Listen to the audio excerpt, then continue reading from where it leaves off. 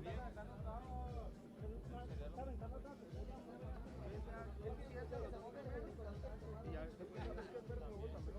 la tengo, ¿verdad? Y al final puedo, ya que si quieres más espacio, esa mierda, al principio se juegan al máximo, y también el Checo está viendo cómo la banda ve que pone efectivo para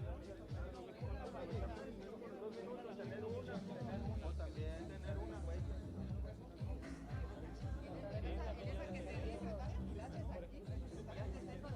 Y yo me bajo.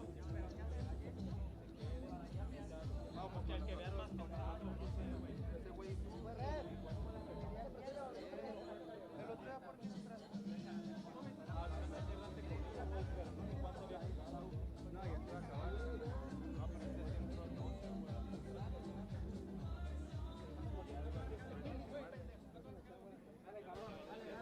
Good morning and welcome to day 6 of the 2024 Soccer World Cup. We start with Group F action. We on to the two teams, Australia and Mexico.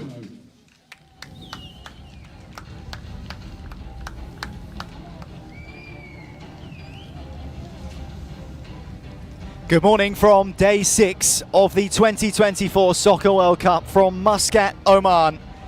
And we kick off the day with action from Group F as Mexico take on Australia. Two sides hoping to progress before the tournament started. It's been slightly more comfortable for Mexico than it has for Australia, but a chance for the Aussies to set things right here this afternoon, or this morning I should say, against their Mexican opponents. First though, the national anthems.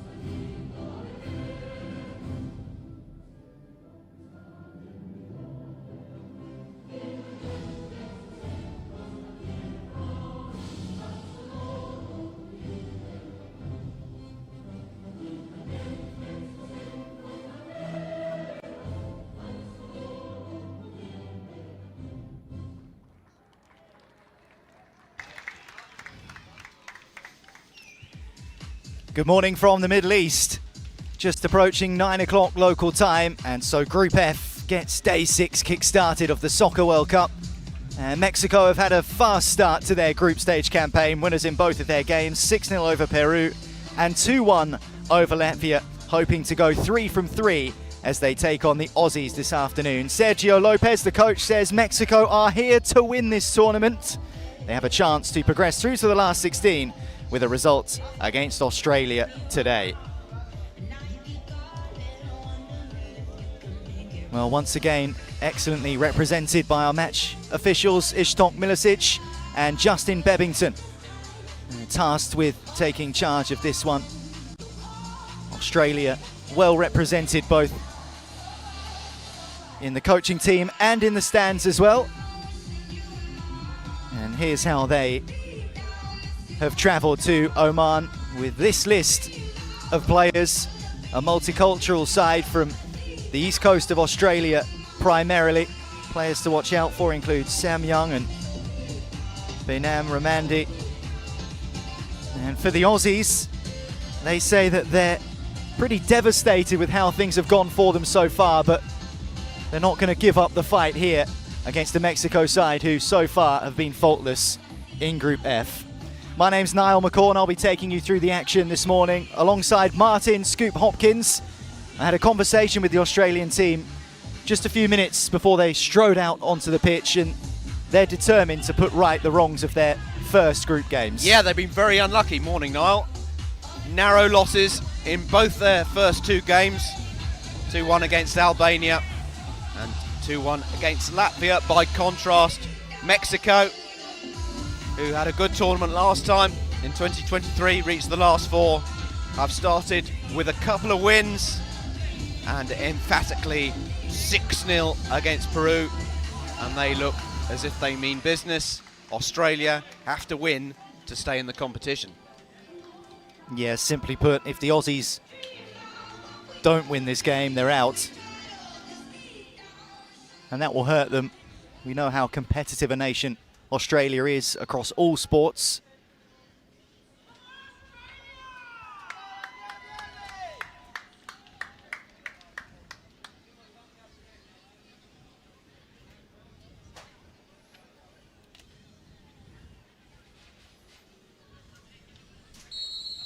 Kurt Elborough gets us underway for this Group F game. Mexico can get the job done in terms of qualification with victory. A win which would eliminate the Aussies. This Australian side represented not just by Australians, but by players of other nationalities as well, who have come to live or work down under. And a bit of a shaky start from Shane Watson in the goal. Bit of a sweeper keeper, I'm told, Shane Watson for Australia, but has decided to stay within his penalty area in the main so far in this tournament. Header from Young allows Mexico the first chance of the game. Excellent sliding challenge, but it's not enough for Australia, who are behind after just 1 minute in Group F. Mexico's mesmerising Muscat adventure continues. Australia's miserable trip to the Middle East marches on 1-0. Yeah, Fierros over there on that far side. Rifled it into the roof of the net. No mistake from the number 5. And all those Australian plans are out of the window. Yeah, most of these Aussie players play futsal or 11-a-side back at home. And so there are some similarities between those disciplines in this, but soccer has its own nuances. As Nick Atzone looks to atone for Australia's poor start. We've seen quite a few lightning quick starts, Niall, in this tournament. Seems to be a definitive tactic by a number of teams. Go straight for the jugular, and it's paid off.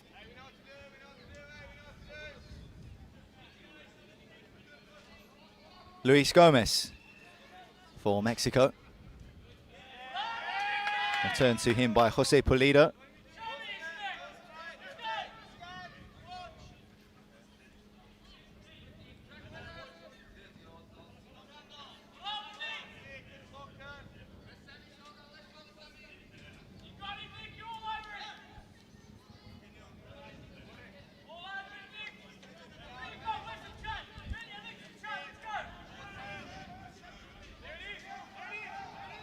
Very vocal Australian bench. You can hear the instructions being barked out clearly by James Morrison. Yeah, James Morrison, the player coach of this Australian side. Fierros. Guzman.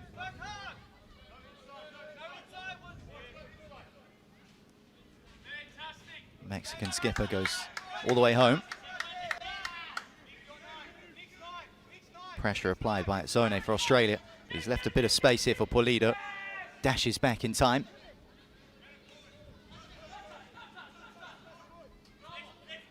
Calm stuff this in the early going from Mexico. Pinched the lead after just a minute and have managed to hold the ball ever since.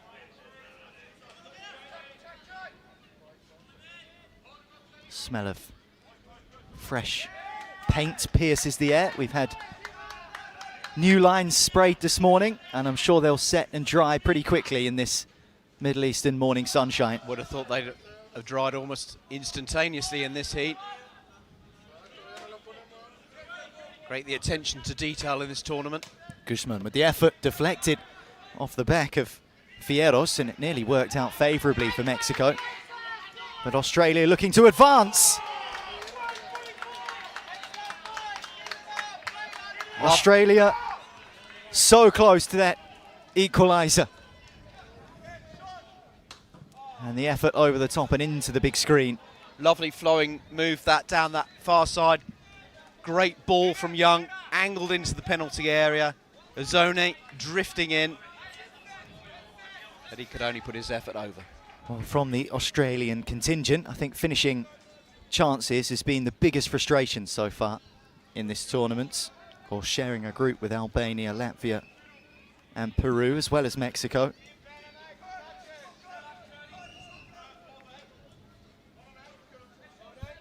But despite those wobbles in front of goal, they are still feeling positive, enjoying their time out here in Oman,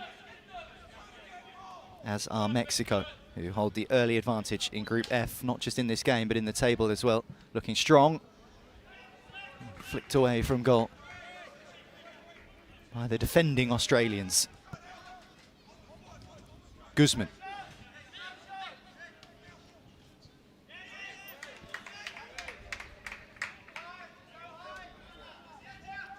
Couple of changes being prepared for the Australian side.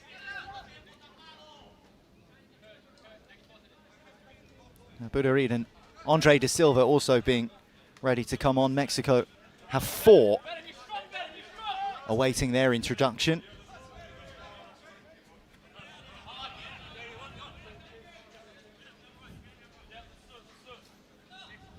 Almost a different game at this time of day, Niall, in this tournament. The searing heat of the morning requires arguably a different approach to that in the evening. That's right, Scoop. The temperature gauge only reads 23 degrees at the moment, but of course the sun is beating down, so it will feel a lot hotter than that down at pitch level, which is where we are. And we're just stood in the commentary box and we're getting toasted a little bit here, aren't we? So let alone the players. It certainly feels like more than 23 degrees. Very dry heat. But these two teams, of course, will be used to the heat, Australia and Mexico. Shouldn't be a problem for them. Kazali is on for the Aussies. Remember, roll-on, roll-off substitutions in this World Cup. The pinnacle of six-a-side football. 40 nations have come here to Oman to contest for the honour of being crowned world champions. Kazakhstan victorious yesterday in their group stage game. They are the reigning defending world champions. Will we see a new name on the trophy? Will it be Mexico? Their gaffer seems to think that they've got a good chance of going all the way. And based off of what we've seen so far and the results they've had and the goals they've scored, you don't blame him for being confident.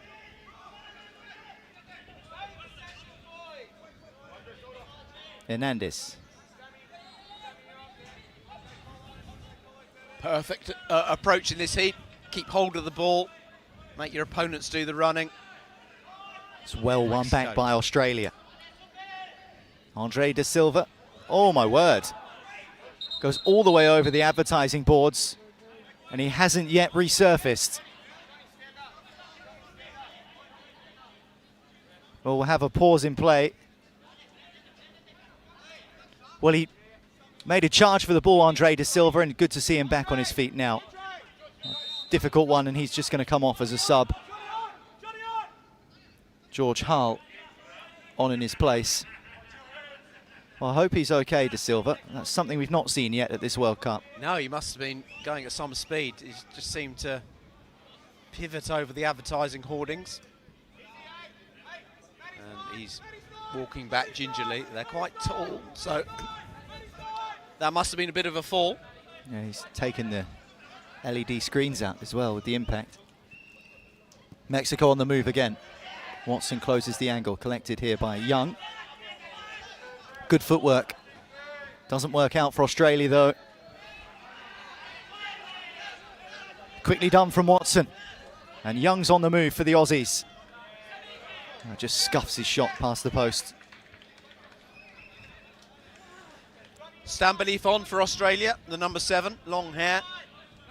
He's looked a dangerous player in the first 2 games. We know the Aussies love their nicknames. Sambo. Is it? Is that right? Spot on, Scoop. As basic as it gets, but brilliant. It's a good one.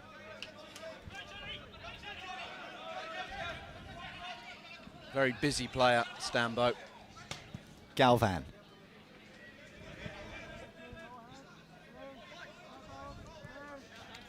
He's back in there again. Stamboliev. Bulgarian descent originally.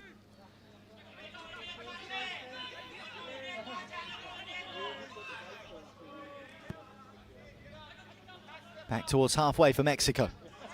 Pushed on by De Jesus. And the fizzing effort over the top of the crossbar.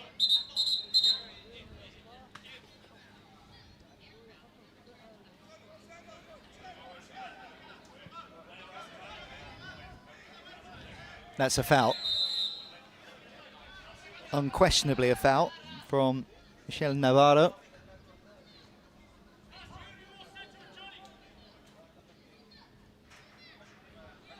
Australia have settled a little bit more. Here comes that sweeper keeper, Watson.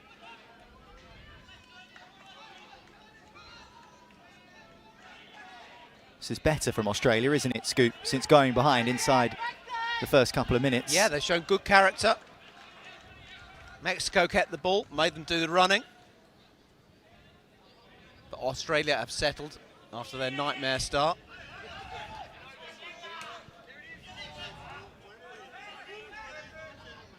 Nice turn from Hernandez. Closed out by Australia. Hull. Stamboliev.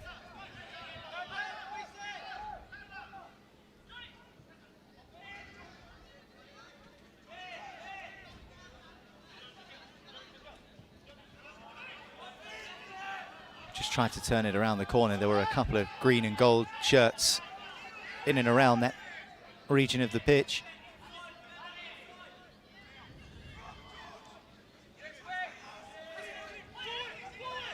Abu Dhabi. Stamboliev is just going to run out of ground. Well, plenty for Australia to be positive about against the Mexico side, who so far have scored 8 goals and only conceded 1. Yep, they've looked impressive, Mexico. Made the perfect start. But Australia look a capable outfit. They've created some good chances, most notably for from Nicozone. Might be the reason why they're so disappointed with how they've started this tournament. Very, very narrow defeats, the first 2. Yeah. Excellent challenge. Brilliantly won back. He's lost a boot in the process.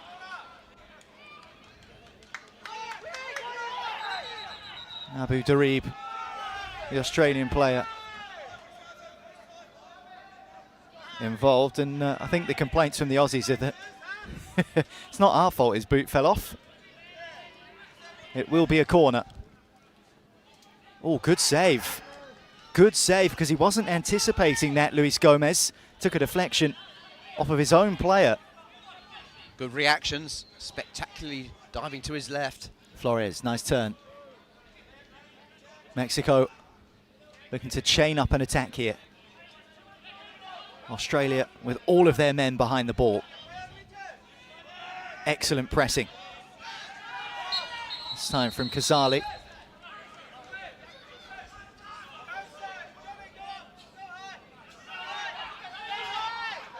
Mexico trying to make some substitutions, but they might have made them perhaps at the wrong time. 20-minute halves here in the Soccer World Cup, 40-minute matches, and that can feel like a long time in the baking heat of the desert. This is Howe. Snuffed out, and it is 2-on-2 now for Mexico. Make that 1-on-1, and the effort fizzed wide. Shane Watson made himself look big there at the near post. He's an imposing figure. Strong goalkeeper. Brilliant from Stamboliev. Well, he rode 2 challenges, and it bobbled up for him. Just felt like if he had caught that a little bit sweeter, might have tested the goalkeeper. Instead, it's wide. Frustrated with himself. Busy, industrious player. You feel if Australia are going to get amongst the goals, he can be the man that does it for them. He's looked good so far since coming on, hasn't he? Stambo.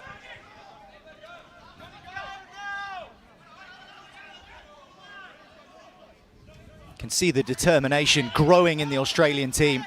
Only a goal behind, but much like their other games, very close. That was always drifting wide.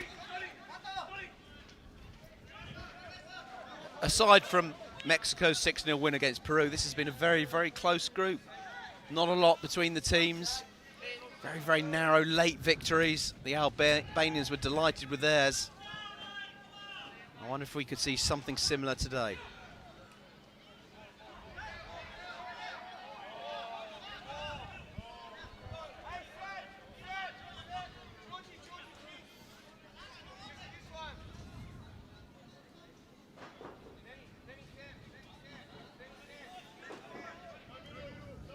Pulido.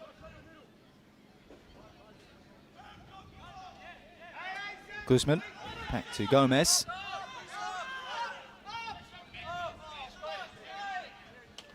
Romandi being urged to press. Australia have receded into quite a deep shape here. Another couple of changes being prepared for the Aussies.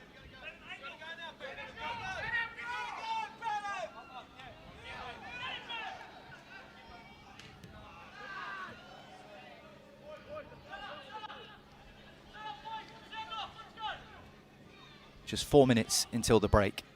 Mexico took the lead after about 62 seconds, looking to make that 2-0.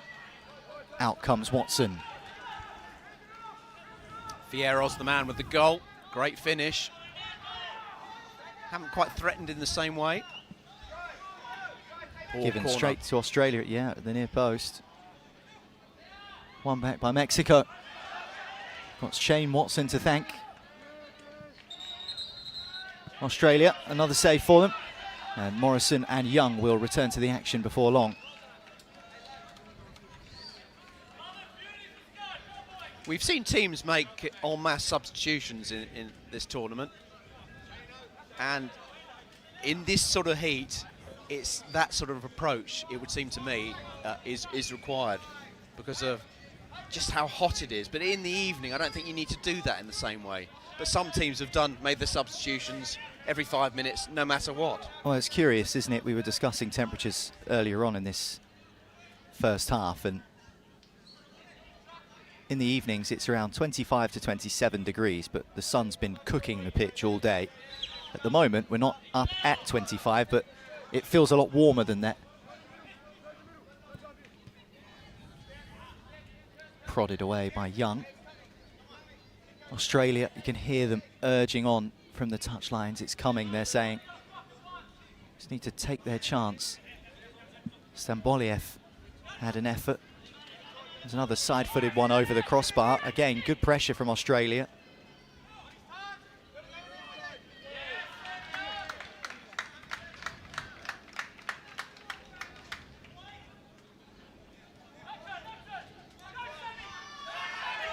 Well, here might that chance arrive for Australia. Well, Atzone has been penalised for the slide. He doesn't think that it was in close enough proximity to warrant the free kick.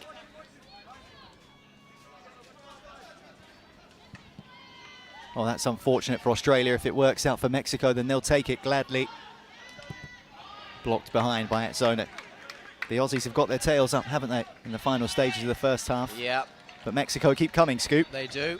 And important for Australia to see out the remaining 90 seconds of this half, keeping the score just to the 1. Otherwise, it'll be a very different team talk from James Morrison.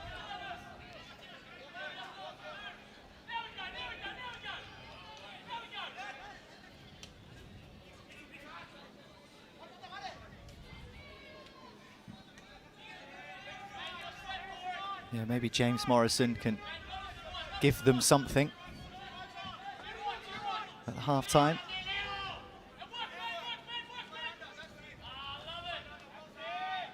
Guzman. Pulido.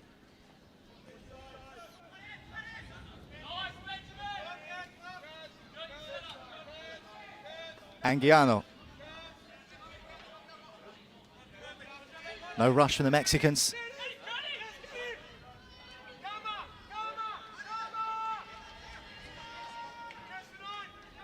Well, half-time will arrive before we know it. Is there one final chance in this first period before it comes? Well, maybe not for Mexico. So it's over to Australia. Watson. Great work. Loads of room here for Young. It opens up for him. And the Mexican player comes across for the block.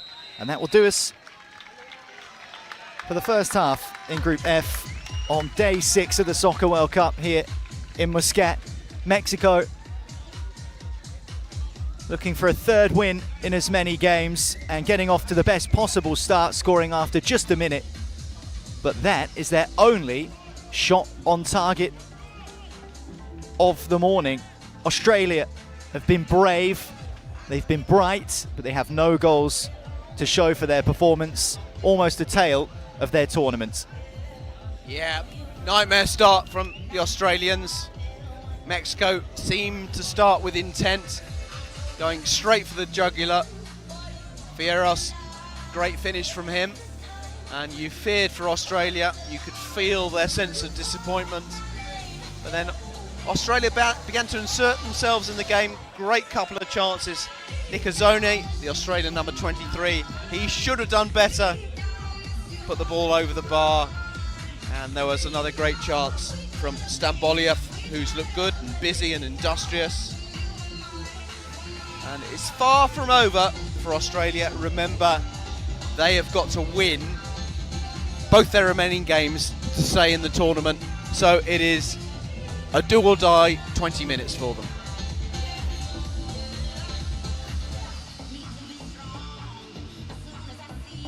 Well, Sudan next up here after this game.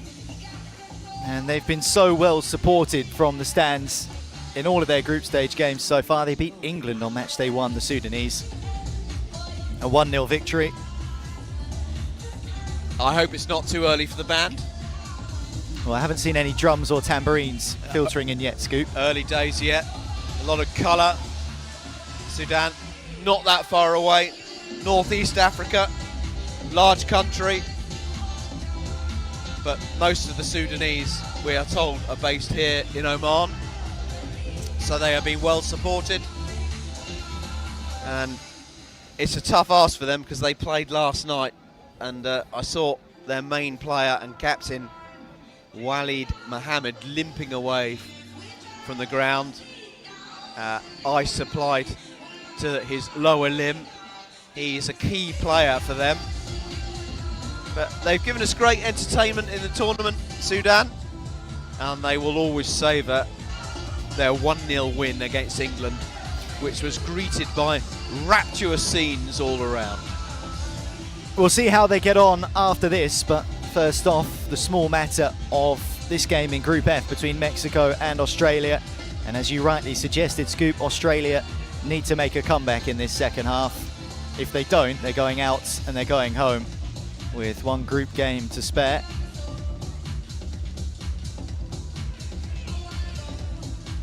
Well, they've shown they're capable of it.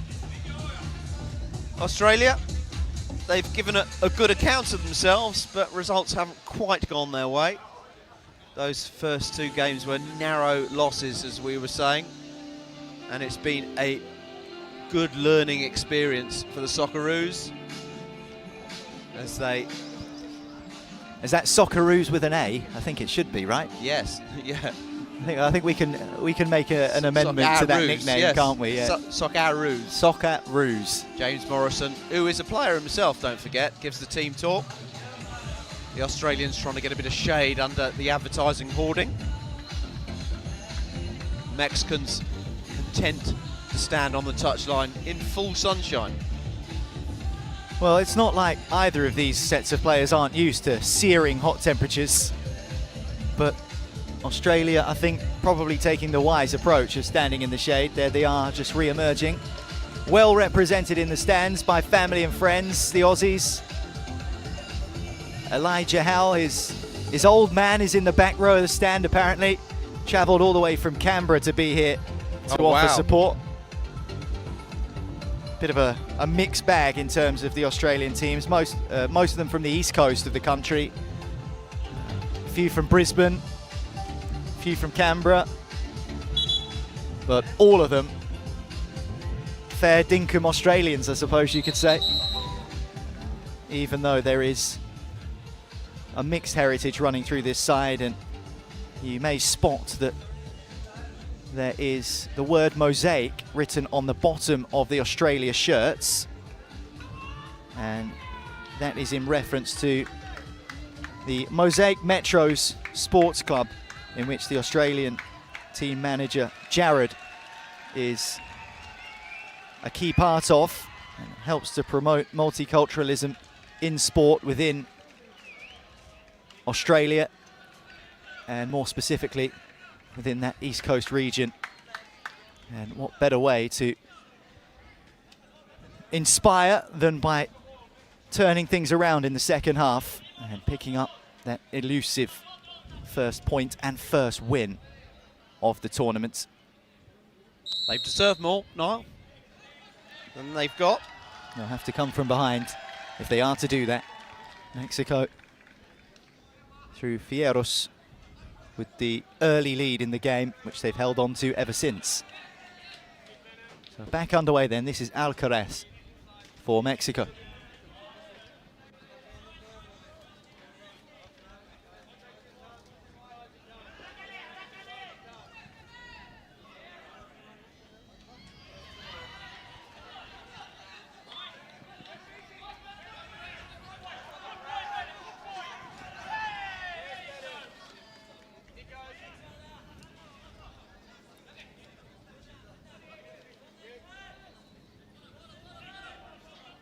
Look, a good team, Mexico. Sometimes you look at other outfits and think that they've got one main source of inspiration, one main creative force, but it's hard to pick out an individual in this Mexico side. They seem like one cohesive unit, and that's, of course, what you need to win tournaments.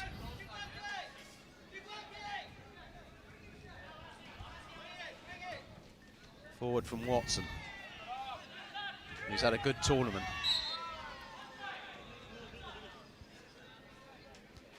Yeah, shares a name with an Australian great. Yeah, Australian cricket great, Shane Watson. He almost wanted to say as he rolled the ball out there, well bowled, Shane.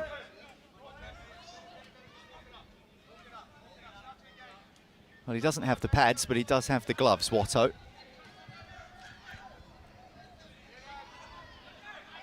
Mexico have made a change between the sticks at half-time as well. Luis Gomez replaced by Roberto Garcia.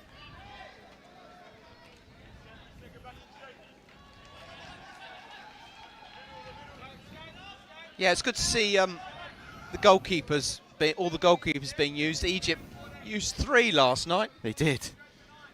How impressive were they as well, Scoop, Egypt? And didn't they enjoy their win? Mexico looking for a second. And Gerardo Martinez just misses the flick. Would have been a clever goal.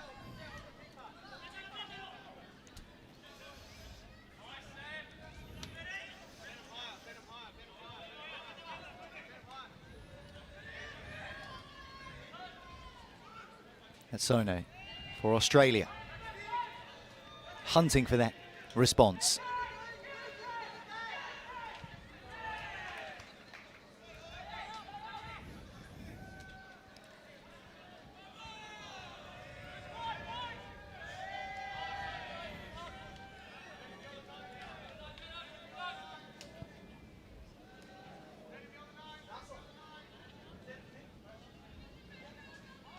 Guzman for the Mexicans. Into the feet of Pulido. Takes it away from the advancing at Zone. Now he faces him up. Lifts it in towards the edge of the box. Flicked around the corner by Fierros. Easy done for Australia. Mexico knocking it around well, like they did in the first half.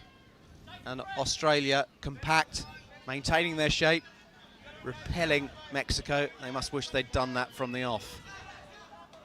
Mexico pressing well as well. Latest effort saved by Watson. Might have to save another here. Young's behind it, shins in the way. Those in gold and green just scrambling a touch to keep their composure, just like they showed for the majority of the first half.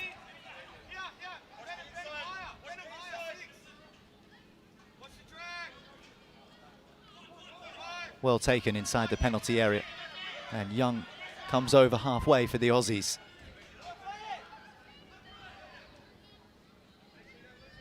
Morrison.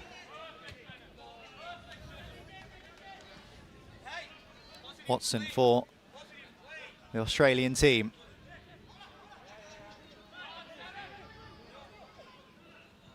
Well, they advanced in Mexico's half. Again, tidy defending from the team that holds the lead, although that was a little bit scruffy. Yeah, nice passage to play there for Australia. 15 minutes to save their tournament. Showing they're capable of it.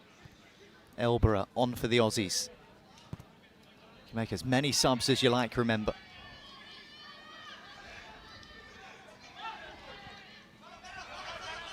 Positionally very good from Australia. Mexico readying 3 alterations of their own. Omandi's made a run towards the edge of the box here. Garcia calmly does it on his goal line. And there's a bit of room out to the right here for the Mexicans. Watson with his legs again denies Mexico. That's beautifully done. Excellent play from Mexico. A goal of real quality from the side that looks set to storm through Group F. Mexico 2, Australia 0. Yeah, jubilation from the Mexicans. They've done really well there. And it had come just after Australia's best spell in the game. Looked like they dealt with the danger, seen things out, but the Mexicans broke quickly. It started with their own goalkeeper, and now it's a mountain to climb for the Aussies. Yeah, this game is often about risk versus reward, isn't it? Soccer. And here at this World Cup, there is no greater reward than going on to lift the trophy.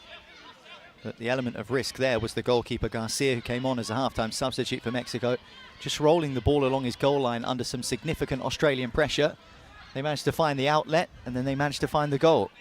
I did think it was ill-advised from the goalkeeper. He was living dangerously, but he knew best.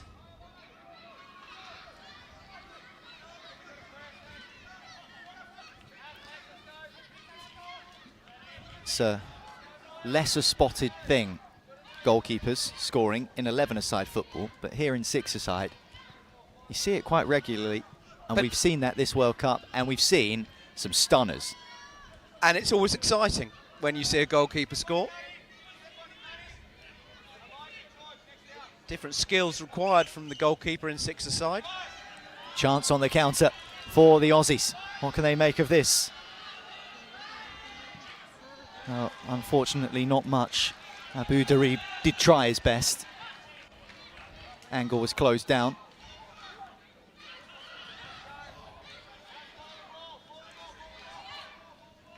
Howe and Hull set to be introduced for Australia. Elborough.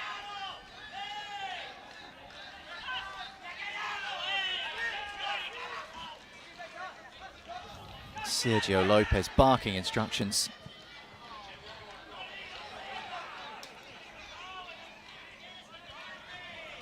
Well, that's what you would call a slice. Disappointingly for Australia. Right idea, wrong execution from Hassan Abu Dhabi.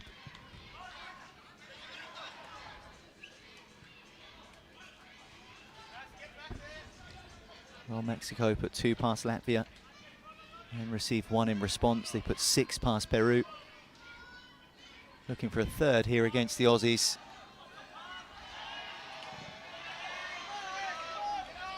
Australia just stretched a touch.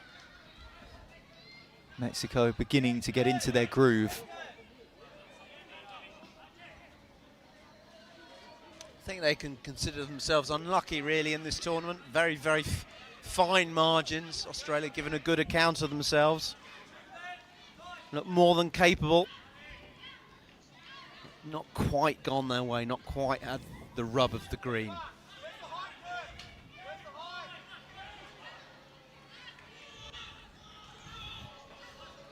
Well, Sergio Lopez, the Mexico coach, said on match day 1 after that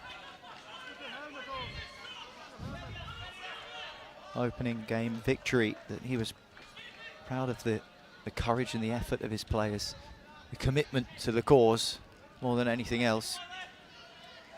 The first game is always one of the most difficult in any tournament because you've got the nerves, the expectation, and of course, Scoop, the necessity to get used to conditions and the environment.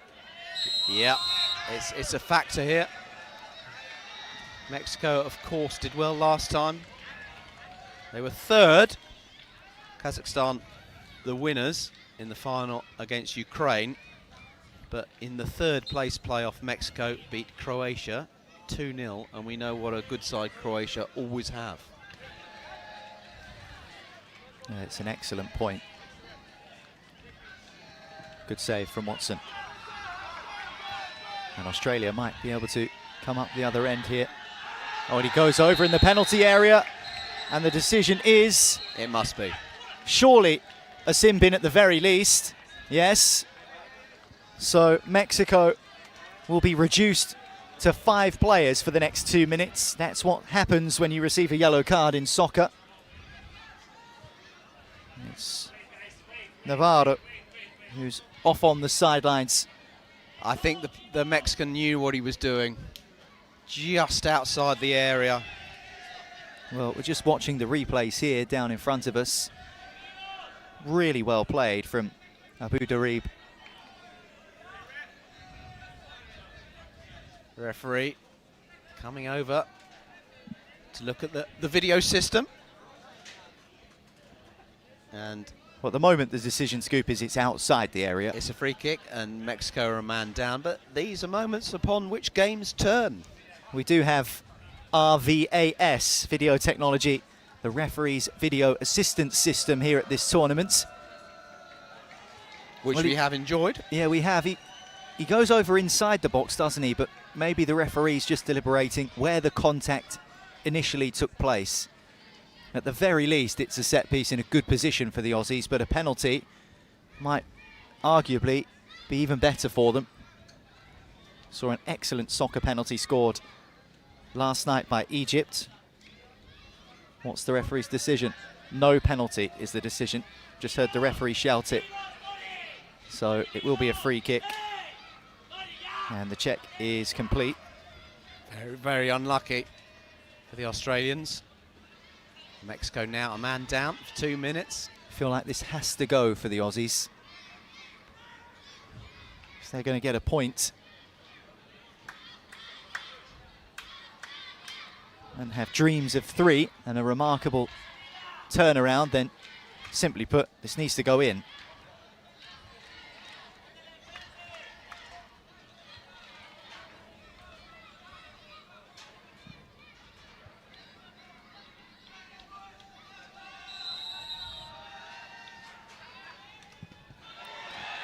Really good save from Garcia.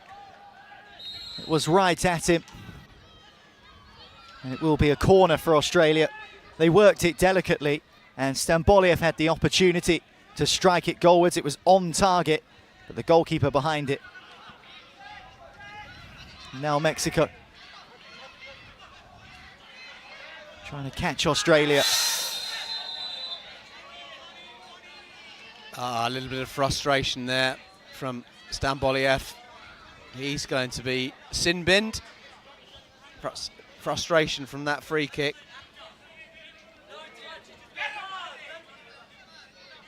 Well, Stamboliev protesting his innocence. We'll have a look here. Well, he's described the Mexican player as an actor on his way off. Let you at home make up your own mind. Certainly not a great deal of contact, but a good deal of force and aggression from Stamboliev. Well, he went in like a bull in a china shop, didn't he? Yeah, but his argument is that there wasn't enough contact for that sort of reaction, and based off of that replay, I can understand where he's coming from. 5 against 5. Mexico, of course, will return to a full quota sooner than the Aussies. Watson has a little go at trying to stab it away.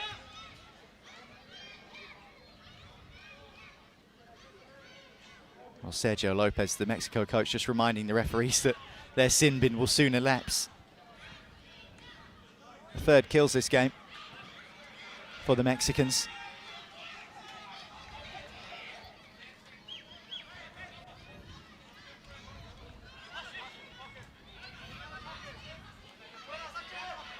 Now, this was arguably Australia's toughest test.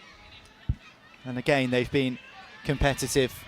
It's been close, as have all of their games in this tournament. Might they find something here? Oh, they should have scored. They should have scored. Elijah Howe missing the opportunity, and that would have made things interesting with a few minutes left.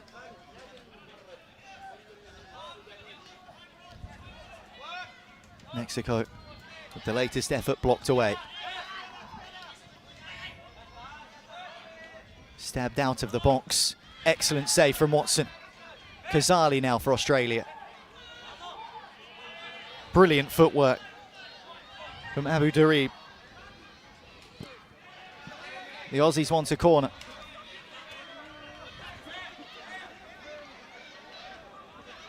Mexico back to 6 players. Only a few seconds left before Australia can get their man back on the pitch. Shane Watson's had such a good game. Australia back to 6 players themselves. 4 minutes to play. Mexico 2, Australia 0. Aussies on the brink of elimination, but they are fighting hard. Mexico have shown their quality, particularly that second goal, which was an excellent team move. Rubalcaba loses out. Well, that would have been the telling touch across to Stamboliev, who has served that 2-minute sin bin. In a great position there, finding a lovely area of space. The Australians keeping going, it's impressive. 2-0 down, 3.5 minutes to go. Their hopes ebbing away, but they're plugging away. Still believe they can get something from this game. A goal now would set up a grandstand finish. Corner.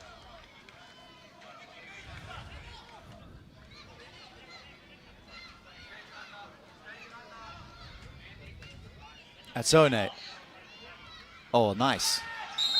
From Abu Darib. Aussies have the decision.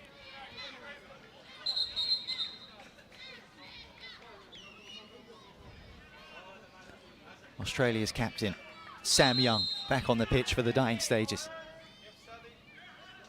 Watson wants it, takes it. Wide. Yeah, hit it well. Couldn't get it on target. Good effort. Last throw of the dice for Australia. Arguably a tale of similar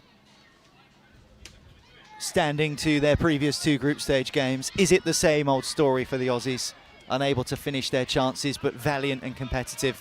This, their toughest opponent yet in the group. Oh, and they've scored a third now, Mexico. That's what they do. And that will be that for Australia in this World Cup. Mexico with the decisive third. And that will wrap us up here in Group F, Scoop. Yeah, Ruvalcaba, the man, crept in at the near post. And a little bit of discussion between the two Aussies. Watson's come off, he's really frustrated. And a little bit of pushing and shoving with the second goalkeeper, Bernhard, in the Australia squad. That happened right in front of us. I'm not sure what that was about. Yeah, there's a bit of aggression being shown, wasn't there, between the two goalkeepers? He shoved away his understudy, did Watson. I'm sure they'll all shake hands and get over it before long. Just the competitive edge of playing for your country.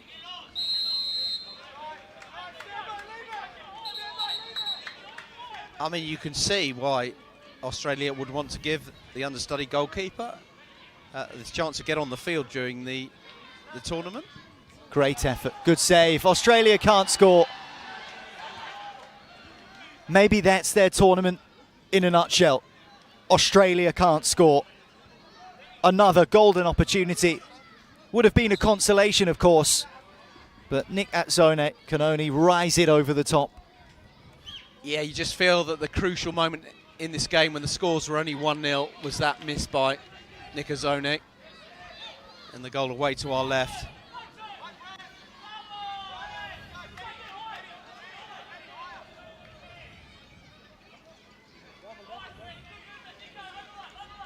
Well, I'm sure Jared and James and everyone involved in the Australian setup will be bitterly disappointed with this exit from the World Cup in the group stages. I'd have hoped for at least a victory. And it looks like they'll have to wait until the final match day for that to become a reality, but whatever the situation is, they won't be progressing to the last 16. It's good from Atzone again. He's had a good game, hasn't he? Great ball across the area. Now Mexico can apply the final touch. Denied by Seb Bernhard.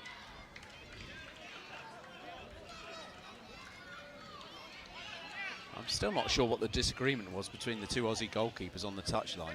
Did Bernhard even want to come on? Maybe that was the argument. Was Watson disappointed to go off, having just made a bit of a mistake? Well, from what I was told before the game, Watson is a little bit braver in coming out of his area. But as far as the Australians are concerned, it's probably too late for that to have any impact on the game, and maybe that's why Watson decided to leave the field and ask to be swapped out.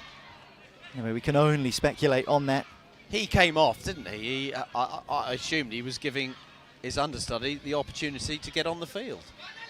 Well, regardless, it matters not for Australia. Mexico just going to see the game out here.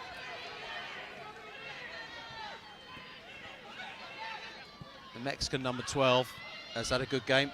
There he is, dispatching it upfield. Arrowed ball. Yeah, changed the goalkeeper at half-time to Garcia, who's been brilliant, especially in creating, more so than saving. Yeah, it's a bit of trickery on the touchline when under pressure. Paid dividends. Oh, the final whistle blows, and it's a whistle that sounds to signify Australia's elimination from the Soccer World Cup here in Oman in 2024.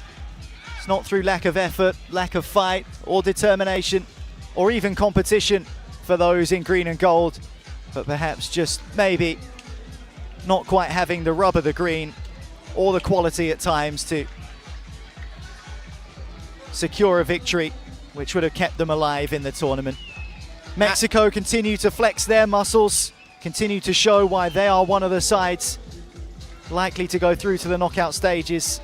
Last year's third place team with a 3-0 win over the Aussies. Yeah, you'd think they would have been top dog before the tournament started in this group. They've certainly lived up to that billing, but Australia will be left to reflect ruefully on how things have gone for them. Plenty to build on for next time. Perhaps they need to find themselves a couple of strikers. They've got Sam Young, he looks a good player, the number 9 and captain, and so plenty of potential, and we'll try and catch up with one of the protagonists in a second. Yeah, Scoop's going to go and get some reaction from the Australian camp after their elimination from the tournament, so we'll hear from them shortly. And Mexico's coach Sergio Lopez, we've already spoken to him a couple of times, so it'll be interesting to hear what the Australians have made of it as they go over to the support in the stands and applaud those who have followed them all the way here to the Middle East as we watch replays of exactly where it went wrong for the Aussies. That was one of those opportunities. Unfortunately for Australia, it is the end of the road. They will have one more group stage game, and that was the goal that finished it off, just tucked in at the near post. I mean, such an intelligent finish, almost unexpected. They had their moments, that the biggest for Australia, would have made it 3-1 at the death, so wouldn't have meant much in the context of the game, but would have been nice for the Aussies to sign off with a goal. Nick Atzone missing from close in. He had a good game, Nick Atzone, but unfortunately for him and Australia, they will head to their last group affair out of the tournament. Mexico with another victory, this time by 3-0. We'll get reaction from the Australian camp very shortly.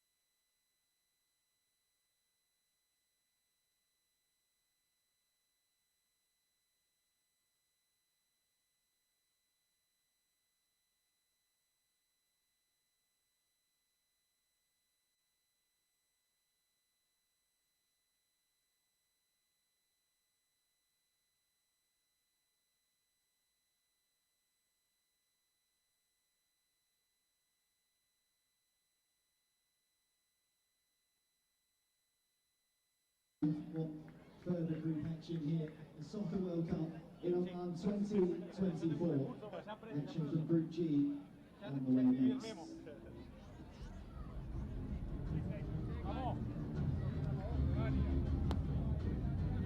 Here we go then for the 6 o'clock kickoff. Please welcome your two sides, Uruguay and Sudan.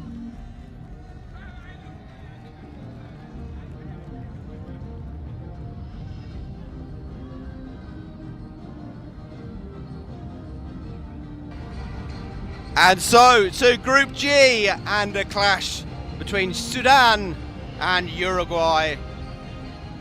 I'm your host Martin Hopkins, and you join us as the two teams come out onto the pitch. And first we will hear the national anthems.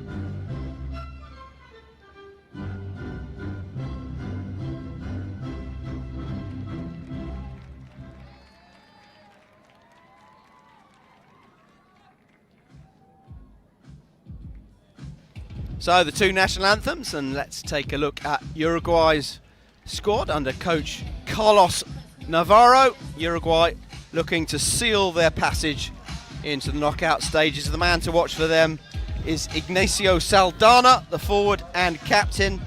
Also Nicolas Ordokwi, a strong presence up front, and plenty of interest in this fixture from the locals. We've had Mexico smoothly advance in the previous game. The referees there conduct the toss in the centre of the field between the two captains. Simon Grelek, the main official today. The Sudanese lit up the tournament with a smashing win over England and have lost their two games since, 3-0 to Romania and 2-0 to the champions Kazakhstan. The one to watch for them is the number 9, Walid Mohammed, their captain, the man who scored the winning goal over England. Also Bardam is one to watch out for, and the number 16, Anwas Mohammed. Also the keeper, Osman Elkcharidis. He is a distinctive figure in the goal. Uruguay looks strong in this tournament, and their participation has been enjoyed by the locals as the heat abates a bit And just take a look at the group. Uruguay at the top, then Romania, and that shows why Sudan needs something from this game to get on to 6 points. Much hotter than the 23 degrees suggests here today. Alongside me in the commentary box, I'm Martin Hopkins. It's Niall McCorn. And as I say that, the sun goes in and we have a little bit of respite. Never want to wish away the sun, but that's a little bit better for us English cooking in the commentary box. It's very difficult to understand how it's only 23 degrees. Yes. Both games this morning played in searing heat. Yeah, I've only just been out at pitch level for the last 5 or 6 minutes, and I can promise you it's much hotter than that down there, but shouldn't be too much of an issue for these two sides, Sudan and Uruguay. And you mentioned how Uruguay are in pole position in the group, and that is credit to them, because in a group containing Romania and Kazakhstan, the defending world champions, that is no mean feat. Nation of only 3 million people, Uruguay. 2 million of them in Montevideo. And they always exceed expectations in football tournaments, don't they? They're do. always competitive. 2 times FIFA World Cup winners. The inaugural tournament in 1930 and again in 1950. And can they add the 6-a-side crown to that tally? And they're pressing the Sudanese away to our left in these opening seconds. We saw a lightning quick start in the previous game from Mexico. And Uruguay will be hoping to do the same, but Sudan, there's promise here in this attack. Real opportunity, and that is wasteful from Burdam over the bar when it seemed like Anwas Mohammed was better placed. I think that's our first lost ball of the day, Scoop. But that's what they do, Sudan. They sit in and they'll pick you off on the counter. They did it to England. They resisted. And they were able to soak up the pressure, and they stung them at the other end. They nearly did the same to Uruguay there in the early going. There's Diaz out to Menza on that far side, wearing the wristbands to Brandon Diaz. And that's well wide. Comfortable for Elchagridis, who seems a particularly sunny character, does Osman. Long ball from him. He does like the long ball. Headed goalwards. A little bit of a breeze drifts across the pitch this morning here in Group G. Yeah, Sudan kicked off Group G at 11 o'clock at night on Friday with a game against England. Then they played at 7 p.m. at night on Saturday. They also played on Monday evening against Kazakhstan, sorry, Tuesday evening yesterday against Kazakhstan, 7 p.m. So this is their first day game, the Sudanese, which might explain the lack of rhythm from the stands. No band this morning. There's the first shot of any note from Uruguay. Victor Rodriguez, the man, just scuffing it wide. And I'm missing the band, Scoop. I'm missing the band. Let's hope they make an appearance. They've been one of the key features of the tournament. The saxophonist particularly. Shot from Sudan. That was rather ambitious from Anwas Mohammed. As you were saying, Niall, Sudan played last night, and their captain and main inspiration, Walid Mohammed, limped away from the stadium with ice applied to his shin or his calf, and it was difficult to see how he could be fit for today. He is currently not on the field. He is their main force, creative input, their best player. Sudan sit deep. There's Ordokwe on the far side. Low cross into the penalty area. Menza tries the flick, doesn't come off. And Sudan clear their lines. 0-0. And we have played 4 minutes in this Group G clash. Yeah, we already know England are out of Group G, Scoop. And Sudan looks set to follow them in falling away at the group stages. Uruguay, Kazakhstan and Romania, between those three teams for those 2 spots in the last 16. Sudan well beaten by Romania, but a little unlucky against Kazakhstan. Yeah. Made hard work of it, considering they're the world champions. And Sudan might break here, through the middle. That's what they do. I mentioned it with that first counter-attack they had. They're just going to soak up the pressure and try and get up the other end as quick as possible when they do turn the ball over. Like I say, they made a good go of it against the Kazakhs yesterday, the world champs. There's Brandon Diaz. Bringing the ball onto his right foot, tries to play the give and go. Menza the target over on that far side. Up comes the keeper for Uruguay, Matthias Fernandez. And it's hooked over by Ordokwi. There's Sudan make another change on this near side. It will be Bardam who comes on.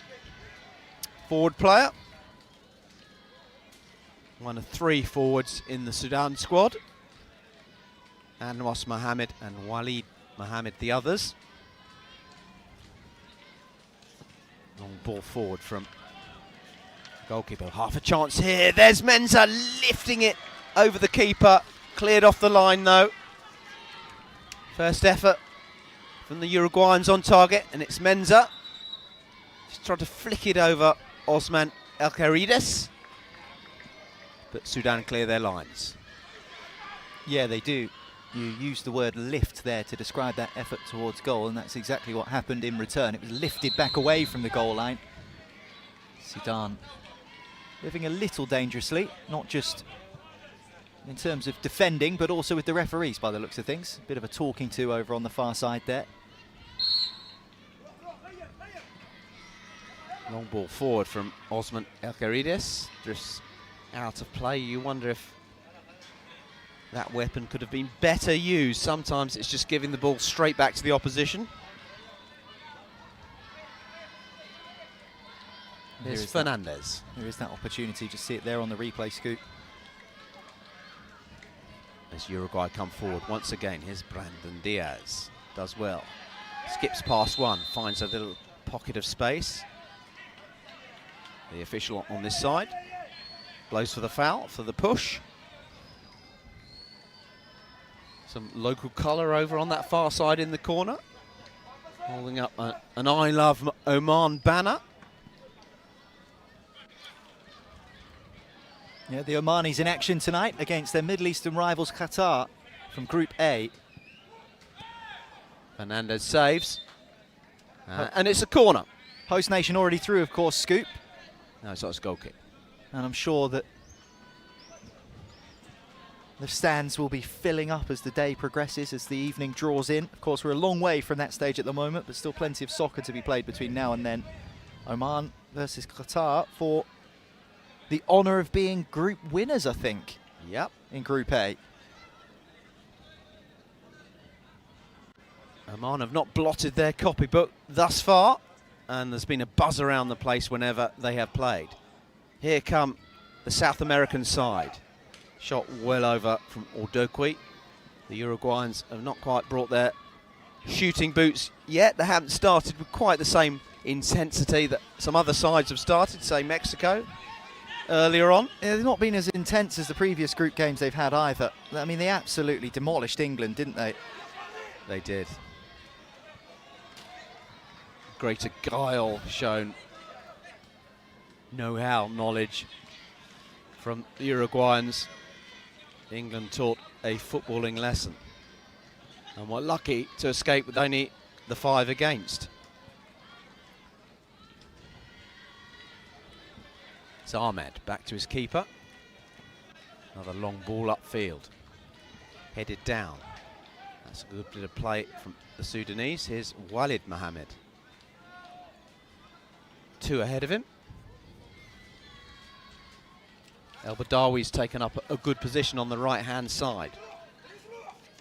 demands the ball, doesn't receive it. And again, it's another long ball brought under control by Walid Mohammed. Gets a shove in the back, or at least it looked like a shove in the back. He thinks he should have had the free kick. Seems to look fresh, doesn't he, Walid Mohammed? We were wondering whether he would be fit. And here he is now. Here's an opportunity.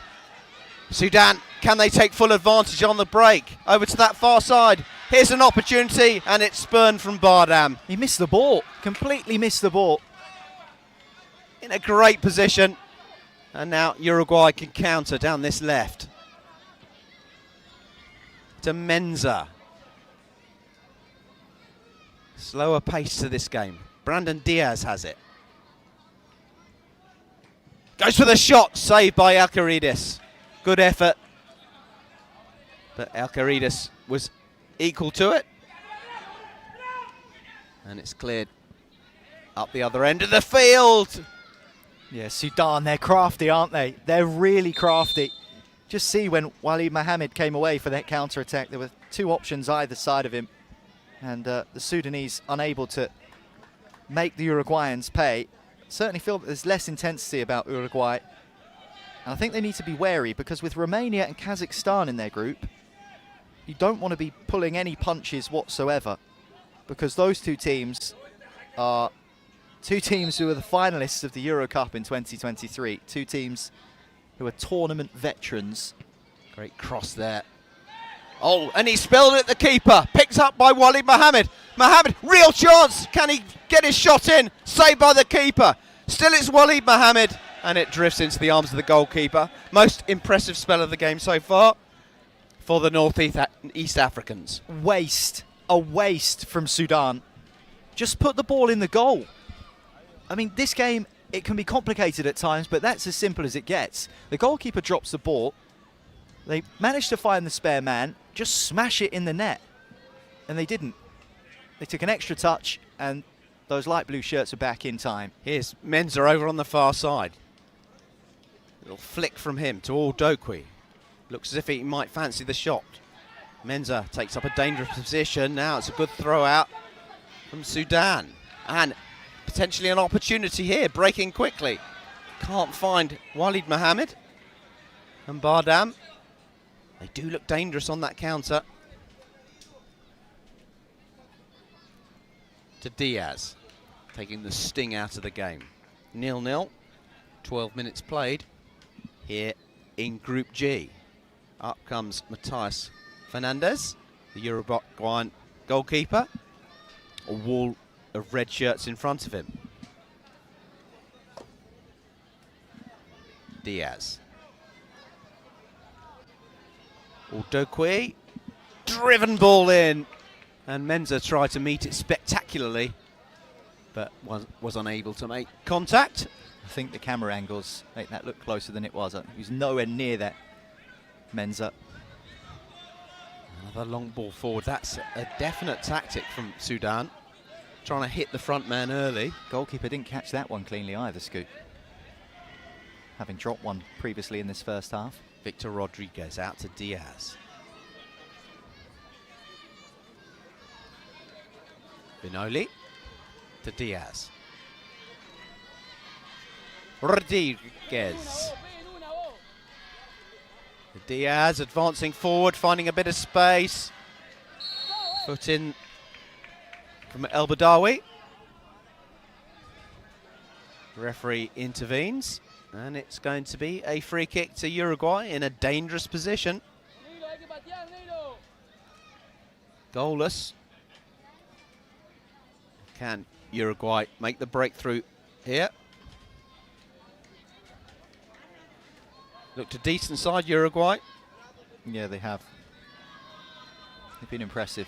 Beating the defending champions in the opening fixture. They got a bit of luck in that game because, I mean, you can call it luck or quality. They scored 3 absolute pearlers.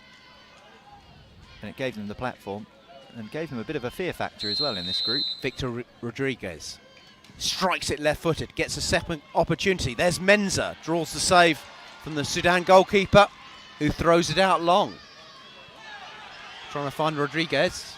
And there's a shot from Sudan. Still, they might have a second opportunity. Walid Mohammed, right-hand side, pulls it back. Another shot goalwards. And Diaz brings it away. Lightning quick there from the Sudanese. They're so good at pressing on the counter. And here's an opportunity off the post. Best chance of the game so far. It's fallen to Uruguay and it cannoned off that far post from Mario Vignoli. Still they have it with Menza. The Uruguayans building up a head of steam. And the referee blows the whistle. And it will be a free kick to Sudan. With just over 5 minutes to go until half-time. Referee indicates exactly where he wants the free kick taken. Another long ball forward from Sudan, cutting out the midfield, drifts out of play on this near side. The distinctive presence of Al-Barat Mohammed is on the field. Great shock of dark hair. Forward it comes, into the penalty area. Here's an opportunity, not taken by Sudan. Great chance that for Mohammed. And that seemed to be in slow motion. He brought it down, shot, keeper saved. Should have done better, really. The man's so good they named him twice. Mohammed. I mean, Sudan have impressed me in this game. I mean, it's their game plan they've shown all tournament, but I don't think Uruguay are quite wised up to it. And actually, Sudan should be at least on the score sheet. I know Uruguay have just hit the post and have probably had the more of the ball and the better chances, but I think, well, actually, I don't know if I even agree with what I just said. I think Sudan have had the better chances. You disagree with what you say? Here they are down the left-hand side. There's Diaz. I think Sudan will have the better chances. Diaz. Precise ball, good cross. Brandon Diaz, the man, trying to poke it goalwards. And good low cross that from Uruguay. And will we see another long one from Sudan? Yes, we do. Headed clear by Uruguay. Bardam brings it down. Back to Bardam again.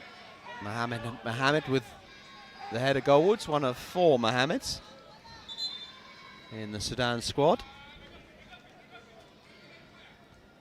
You're a man well versed in footballing habits, Niall. As Fernandez comes forward. Might fancy a shot. Sudan backing off. Clip forward, high, wide and over. Why do the Uruguayans have their first names on their shirts and not the second? I think it's one of those things in South America, naming customs. A lot of them will have similar surnames. Here's Menza over on that far side. There's Victor Rodriguez trying to play it into the penalty area. Yeah, a lot of them will have similar surnames, and it's just a distinguishing factor. For instance, if you think of in 11 aside for Manchester City, Rodri, his full name is Rodrigo, but he has more than one name, so I think it's just a simplifier, a bit like the Brazilians do. I'm not sure you're allowed to do it in England, are you? I think you need to make a request in England if you would like anything other than your surname on the back of your shirt. And some people are granted that request, some people are not. Give me some examples. Well, Virgil van Dijk for Liverpool just has Virgil on the back of his shirt and not Van Dijk. That's one of the probably primary examples. Just because he wants it? Well, he requested that, and there'll obviously be a reason for it. It's Diaz trying to work a way through, goes down. Not sure about that scoop. That didn't look like a foul to me. Looked like a clean tackle, but the referee probably had a better viewing angle than I did. I think the Sudanese are making their frustrations with that decision clear. Uruguay will absolutely take it, though. Yeah, just for a moment it seemed like the counter was on. But 90 seconds go to half-time. As more Omanis filter into the stadium over on the far side.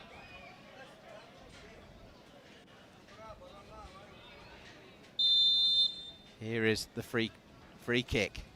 Struck goalwards and only narrowly wide from Saldana.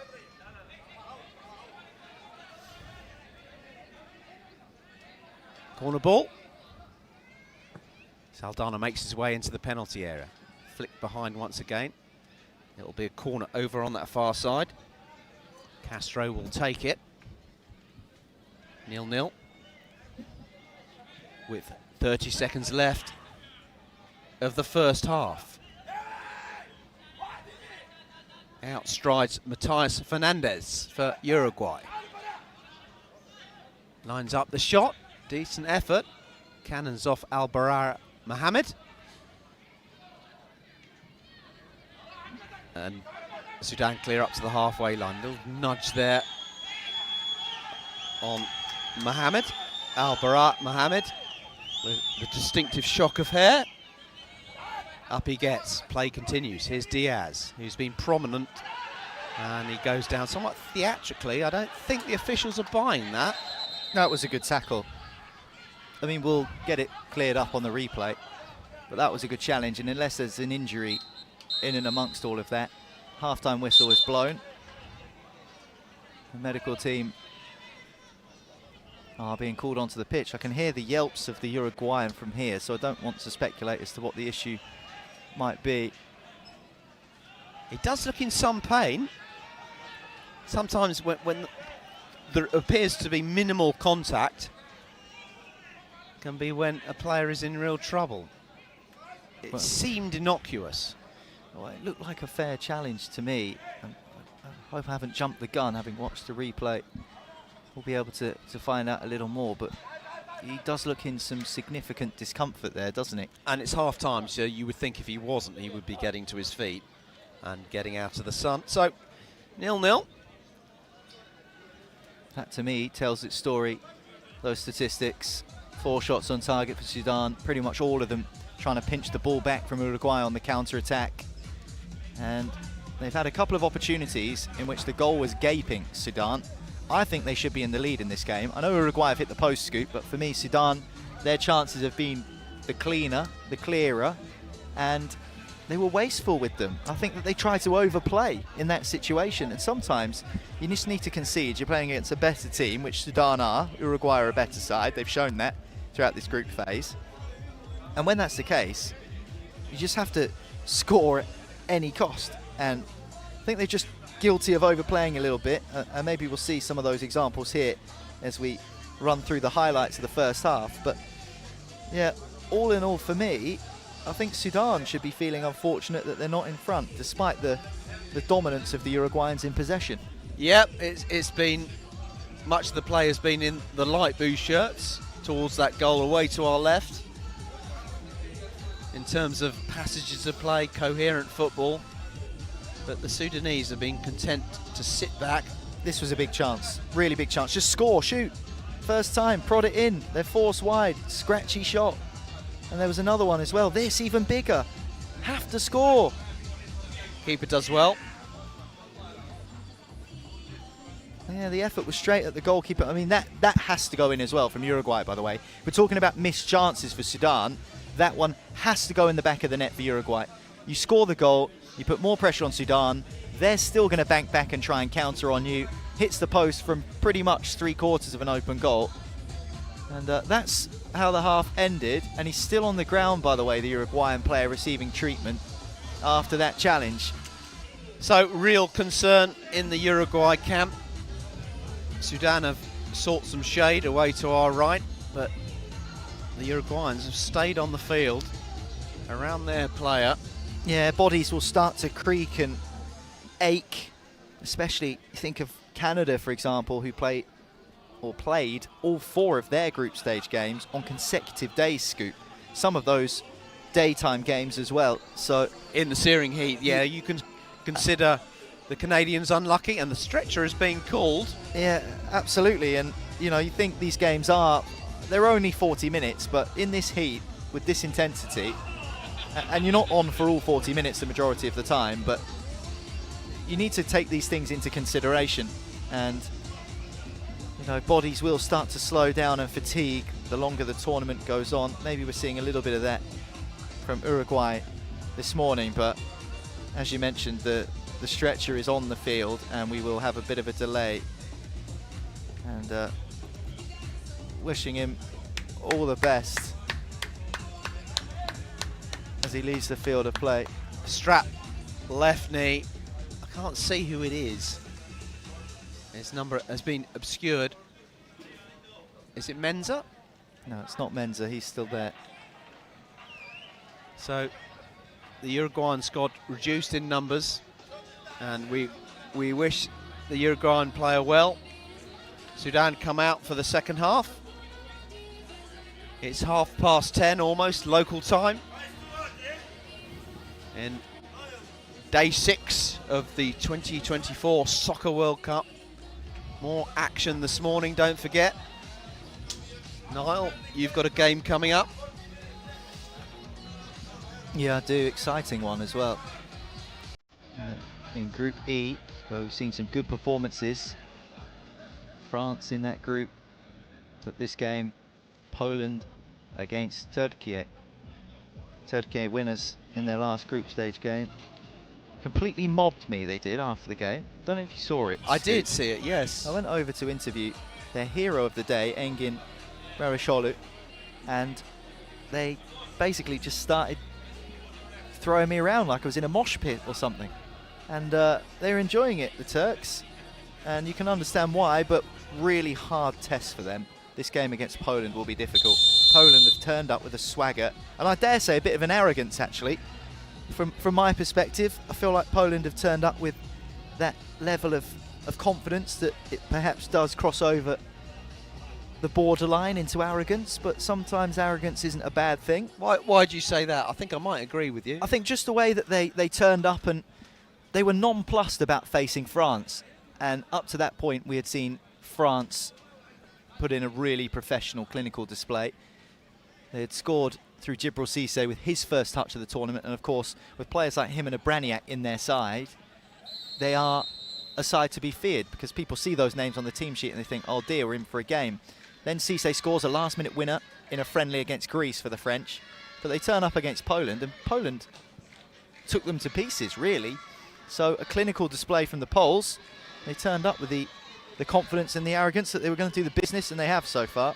Of course, they do have experience in World Cups, the Polish team, so one of those situations where you just know that against Turkey they're going to be bang up for it again.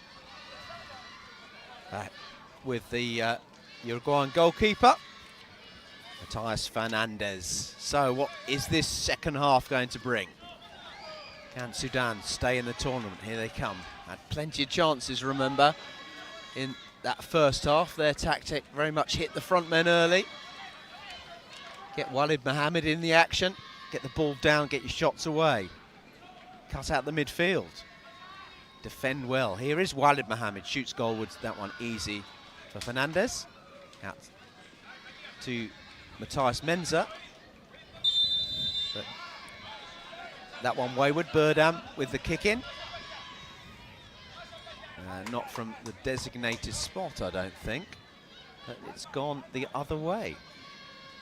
Yeah, remember, if you're new to watching soccer in this World Cup, it's your first time taking in this brilliant format of the game, then we have kick-ins here, and if your foot is on over the line, I should say, when taking a kick-in and on the pitch, the decision will be turned in the other direction, so the opposition will then take the kick-in from that spot.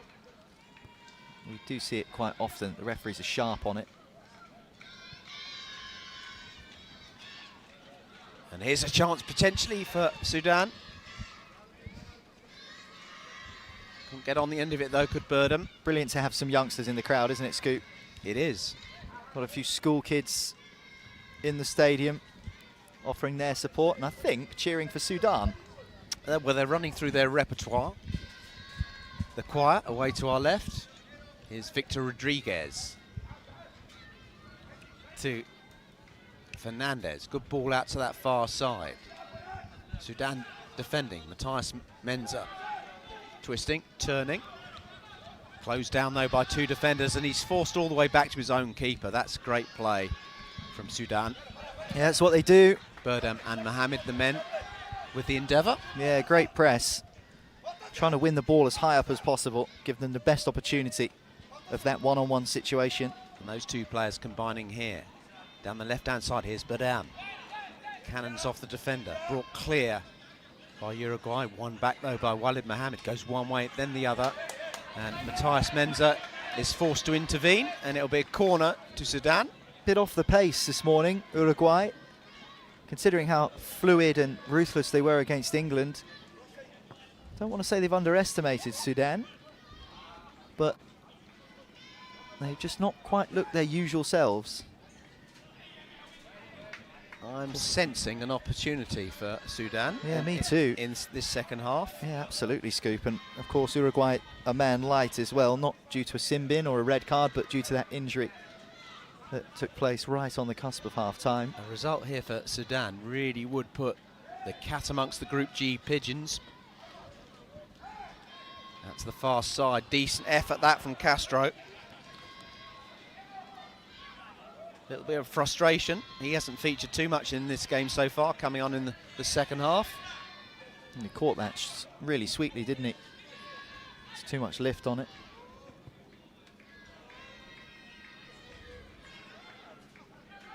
And here comes Sudan again into the penalty area. It's an own goal. Sudan have taken the lead. It has been coming, I think. Not necessarily in terms of possession, but in terms of the quality of chances. The Sudanese have been better, and they haven't taken them yet, much to my frustration in the first half and probably much to theirs. But the frustrated ones now are the Uruguayans because they scored an own goal 4.5 minutes into the second half. It's just careless, isn't it? Victor. Careless from Uruguay, and they just don't look their usual selves. This is not the same Uruguay side we saw dismantle England and beat Kazakhstan. 5 minutes into the second half. Sudan have taken the lead. An own goal. Victor Rodriguez past his own goalkeeper, Fernandez, who tried to keep it out. Not sure who will be given the credit for that, but a combination of those two. Here comes Sudan again, with Walid Mohammed, their captain, over on the far side. I mean, is this a repeat of the England performance from Sudan? I think they have been better this morning than they were against England on that opening day, that 11 o'clock kickoff. England had the better chances, missed some golden opportunities. Sudan stung them and won the game 1-0. Seems like this game is following a similar pattern against the Uruguayans. We did feel that was the way the game was going. Not too far away from the Uruguayan goalkeeper.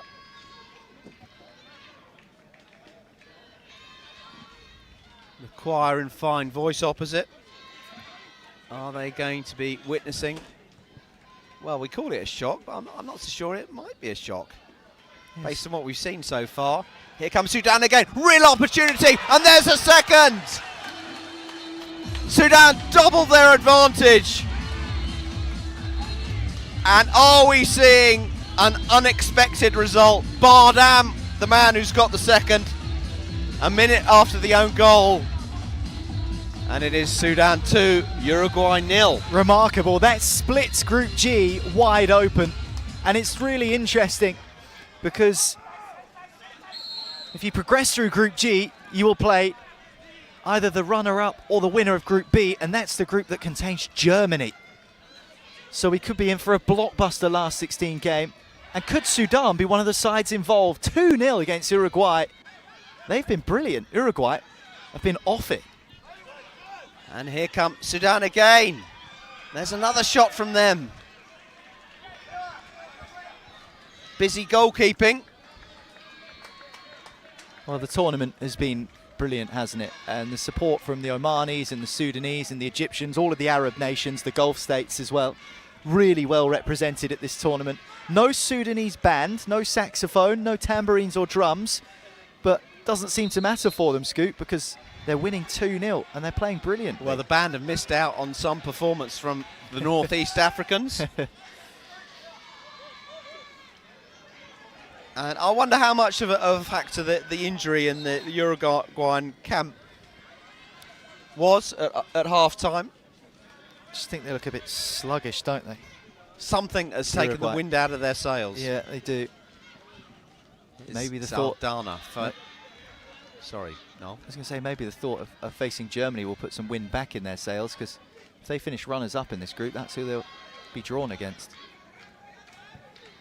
Oh, Elcharidis struggles to gather it, gets it at the second attempt, claims he was fouled.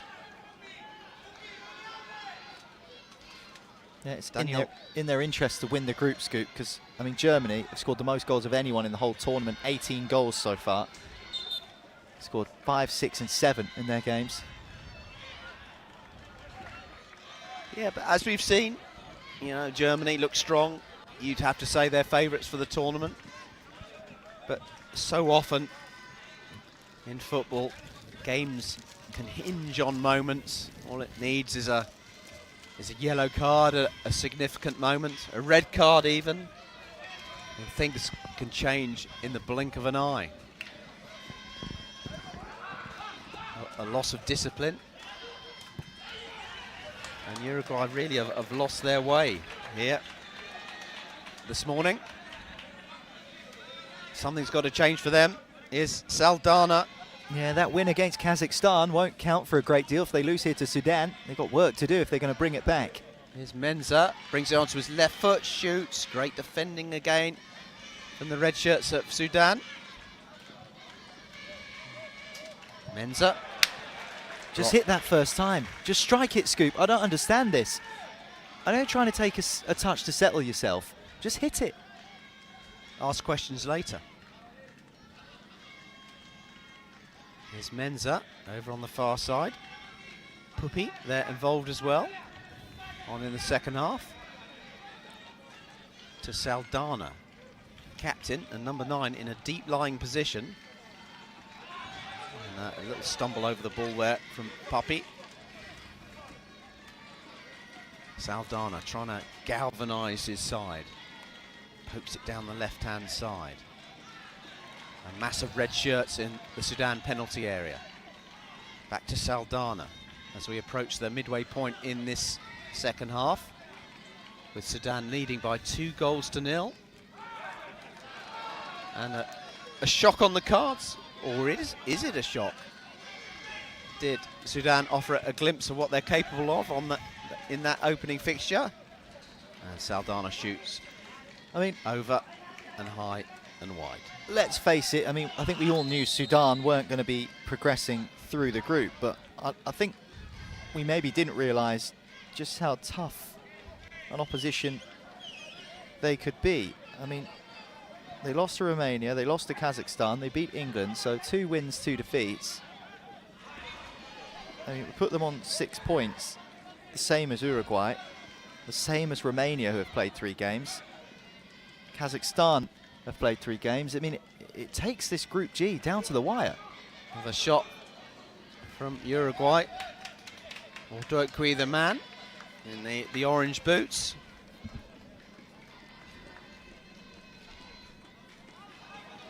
Of course, Serbia play Germany at 6 o'clock this evening in Group B. That's a huge game in that group. And of course, will be watched with interest by those in Group G, those of Romanian and Kazakh and Uruguayan persuasion. Germany and Serbia fighting it out for the honour of being group winners in Group B. Both sides have 9 points with 3 wins from their 3 games. And if it's a draw, then Germany will go through as group winners on goal difference. But if Serbia win, they go through in top spot and they'll play whoever finishes second in this group. But to be honest with you, there's no easy game out of this group, is there? Uruguay, if they're one of the teams that progress, will be a difficult test. Romania and Kazakhstan, arguably slightly tougher.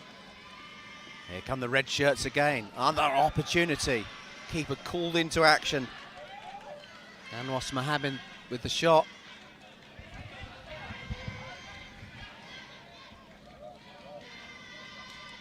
Calm play from Sudan. And low ball upfield. Good ball that Walid Mohammed lays it off.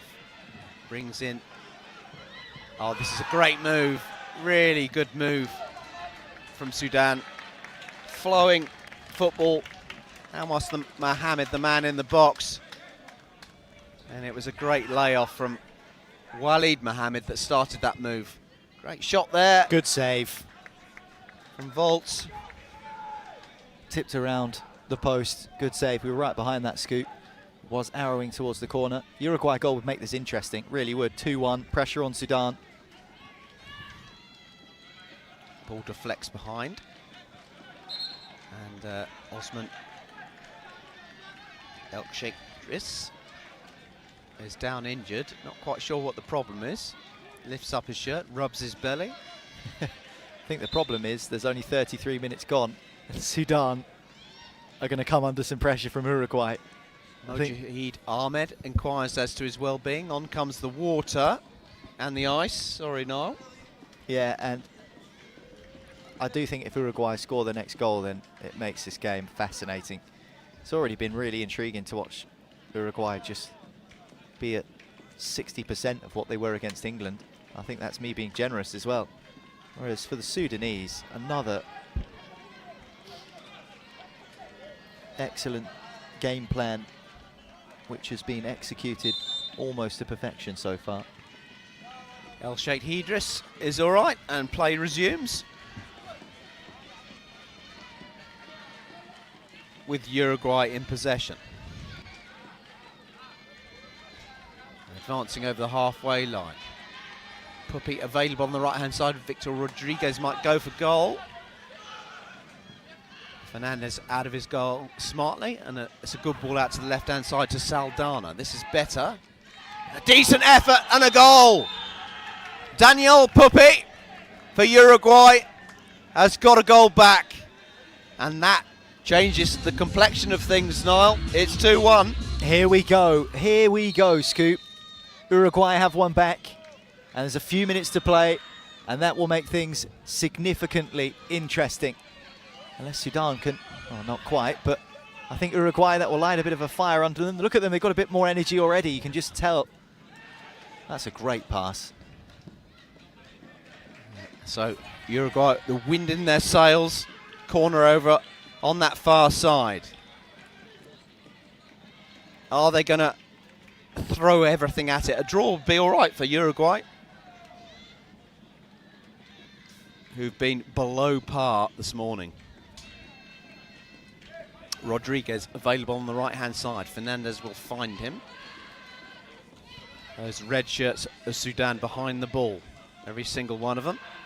Here's Fernandez, not opting to shoot, to Victor Rodriguez again.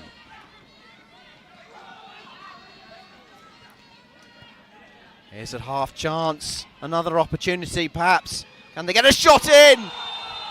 And it's in! They're back on level terms.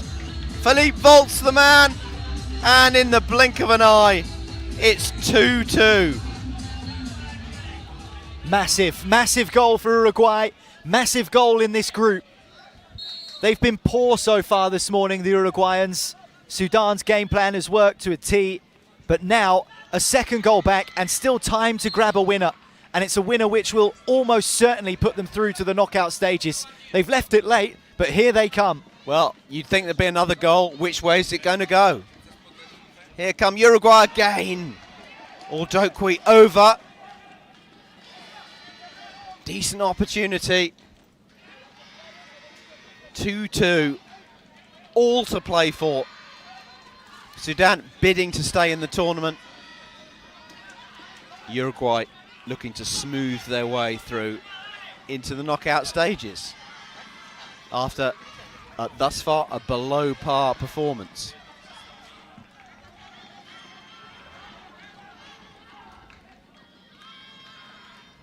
Rodriguez. It's the penalty area. Bit of snap now about Uruguay's work. Volts is there, the scorer of the equaliser. Still 3 minutes left, Scoop. I don't think it would be unwise to suggest there'll be another big chance in this. There's Volts. And there is an opportunity. Ordokwi with the shot. Cleared desperately by Sudan. It's a corner. 3 minutes left in this Group G clash. Sudan want to make the change to bring on Bardam. But they've got to defend this corner. Yeah, draw no good for Sudan. Even though they're probably going out anyway, they would have wanted a win to sign out. of the tournament with. They've lit up this tournament, and there's a Sudan player down. Well, hang on a second. Is this a sin bin for... It is a sin bin for Uruguay. Well, Ordokwe is the man that's been sin binned. Referees did well to spot whatever that infringement was. Something off the ball. Something off the ball. So, great opportunity. 2 minutes left for play. Sudan, 6 against 5. I don't understand it, Scoop. The ball's up the right end of the pitch. There's 2 minutes left. Why are you making a sin bin worthy foul when you're the team in the ascendancy and you need the win to earn yourself top spot in the group for arguably a better draw? Well, all I can say is, Niall, when you're on the field, it's perhaps difficult to undertake such clear-headed analysis. It's just nonsense, though, isn't it? Frustration for Sudan. If you win the group, you get a more favourable draw in the knockout stages. They've been poor today against Sudan. And if they don't win it now because they've got a man less, they've only got themselves to blame. It's foolish. 2-2. Into the last minute. Here's Saldana. Goes down, tries to win the free kick. Doesn't do so. Gets to his feet. Rodriguez to Menza. Rolls his foot over the ball. Out it goes to the far side. Menza down this near touchline. Saldana into the penalty area. Those two linking well. Frustration from Menza that he couldn't get on the end of the return pass. A long ball from Sudan to feet, though. Given away frustratingly by Mohamed. Yeah, they're committing more bodies now, Sudan. It plays into Uruguay's hands. Won it back again. Breaking with intent. Some promise in this attack. Great defending from Volts. Kick in on the near side to Sudan. Have they got the belief? There's Bardam into the penalty area. Real opportunity! And there's a goal! There is the goal! It's Mohamed! It's 3-2! So good they named him twice. Mohamed. Brilliant for Sudan. Uruguay punished by unnecessarily having a man sin binned. Silly thing to do when there was no need for it. They saw themselves reduced in numbers and Sudan have punished the Uruguayans. It's not over yet though. I'm sure Uruguay will try and come again at the other end. What an effort from Sudan to stay in the tournament. And the goalkeeper's come out here. And here's an opportunity. Can they seal the win? Yes, they can! What drama! Jubilation over on that far side. Bardam has sealed the win. It's 4-2. And there's an upset in Group G. The North Africans are going to be staying in the tournament. Stunning from Sudan. Stunning. I mean, they will have to rely probably on results elsewhere to have any chance, really. But what a way to sign off if it is to be their last game of the tournament. They've been brilliantly backed in the stands. They've acquitted themselves superbly on the pitch. Game plan to perfection in the first 30 minutes of the game. Uruguay tested them, teased them, stung them. But they're the ones now on the back foot. They have been off the pace today, Uruguay. And some silly decisions. I mean, the sin bin's changed everything, but late drama, late excitement. It's why the Soccer World Cup is absolutely unmissable. Whilst Volts was off the field, it was 2-2. He went off. And another save there from Fernandez. I would go as far to say as the sin bin is cost Uruguay. He's cost his team. Well, you offered clear-headed analysis, but there wasn't clear-headed thinking from the Uruguayans. There's the shot. Rodriguez gets on the end of the loose ball. There's a chance. Great save from Elche Riedis. Back it comes again, and some athleticism. The ball's bundled over the line. I think the referee's going to... Is he giving a foul on the goalkeeper? Indicate it is a foul. It might be a goal. Well, Uruguay have the ball on the spot. Well, let's see what happened here. Scoop lifted in towards. The keeper does... Well, does he have control of it? I'm not sure he does. He has two hands on it, but does he have control of it? Yeah, I can see why a goal would be given. I can equally see why a foul would be given. We're checking this over with the RVAS system, the referee's video assistance system. You can see them there, the bottom right of your screen, the match officials, which is incidentally just to our left-hand side here in the commentary box, so we get a good view of all the replays and all of the action. I mean, he doesn't really head the ball, does he? He does move his head towards the ball gently. He bundles it, I think is the term I would use. I don't think the goalkeeper has full control of that ball. Well, it'd be interesting to see what they can see on the video system. Here is the decision. It's a goal. He's given it. It's a goal. So 4-3 and more than 3 minutes into added time. So we are we're into the 24th minute of the second half, 4 minutes into stoppage time. And how much time is there going to be left for play? The referee wants the kickoff taken again. The Sudanese lead by 4 goals to 3. Smart play. Just booted up the other end, and there it is! Sudan have won! A fine performance from them, and it's been a 7-goal thriller, and the North Africans have prevailed. It's Sudan 4, Uruguay 3. Superb. Not just from Sudan, but for Sudan. For many of these players who are based here in Muscat, they've come here to work in Oman and to live in Oman, but they get to wear the shirt of their national side and represent it with pride and with purpose, and with an impressive 4-3 win over Uruguay. They were outstanding game plan wise, executed to perfection in the first half. Bit of a wobble in the second, but when it counted, they took their chance up the other end. Uruguay frustrated with the match officials, but the sin bin cost them, and it could cost them in terms of the draw they get in the last 16. What a game. Uruguay 3, Sudan 4. And look at those statistics, the overall shots, 35 shots on goal in this game, 20 for Uruguay, 15 for Sudan. Uruguay a little more profligate though, 7 on target, but 10 efforts on target for Sudan, who hold the overall superiority where it truly matters in terms of goals. 4-3 they have won. It's their second win of the tournament. They started off with a 1-0 win against England, lost the next 2 games by 3-0 and 2-0 respectively, but have now beaten Uruguay. They are now on 6 points, and we'll see how things shape up to see if there is a future for them in the tournament. They will depend on results elsewhere, but they've made a great effort to stay. In many ways their performance merits it. Uruguay started by beating the champions 3-2, Kazakhstan winning 5-0 against England. So 6 points for them, 6 points for Sudan, who have a goal difference, an equal goal difference.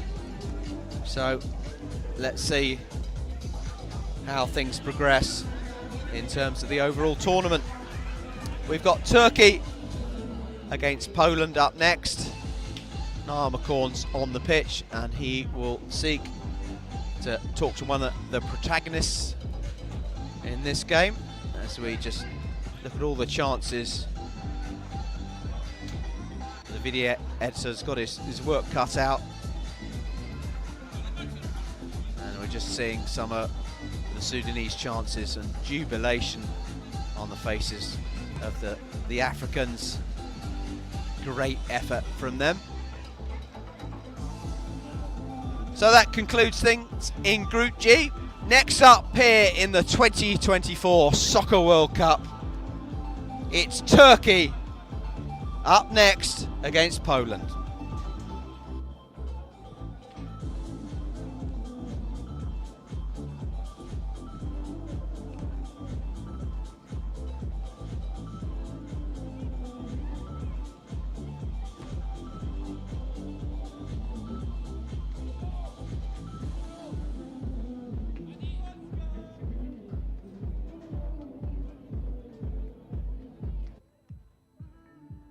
how exciting is Group G here at the Soccer World Cup. Even more exciting because Sudan have just won against Uruguay by 4-2. I've got Sohail from the Sudan side here with me. Amazing game, another amazing win for your team. Yes. Alhamdulillah for the win. Yeah, we really deserve it because the team worked hard, especially the first time this team playing in soccer tournament, even the first time they're playing 6-a-side. So I'm glad me and the coach Staff Karim, he managed to give them the tactic how to stand in this field. Playing with the champions with Kazakhstan and playing with Romania who were the third. And we were able to be with them and fight with them until the end of the time. Really, I'm proud to be with this team. And thank God for today's win. Alhamdulillah, 6 points. We'll just wait for other results so we see can go to the next round or not. And just finally, your game plan for these games has been excellent. You've sat back, you've waited for the counter, and it's worked. Yeah, we play with our own abilities because, as I mentioned, that those players the first time playing in 6-a-side, so we play with our own abilities, wait them, play on other teams' mistake. That was our tactics. Congratulations to Sudan, another victory in the tournament, this time against Uruguay, 4-2. Group G looks unbelievable.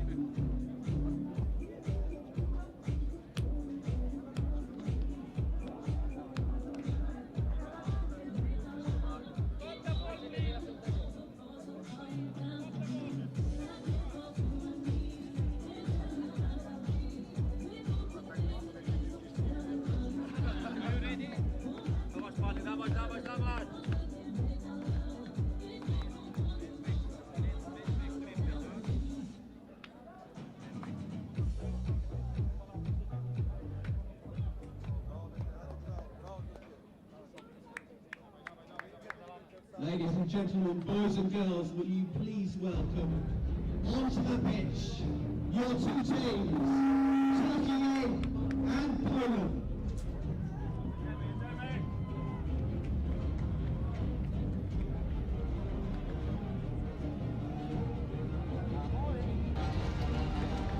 Group E, one of those groups in this World Cup which is really hard to pinpoint in terms of who progresses to the knockout stages. Poland have arrived with confidence and swagger and defeated France. 2 wins from 2 for the Poles. For Turkey, 2 wins from 3. And so those of Turkey Persuasion hoping to win today and upset the odds. But first, before the action, the national anthems.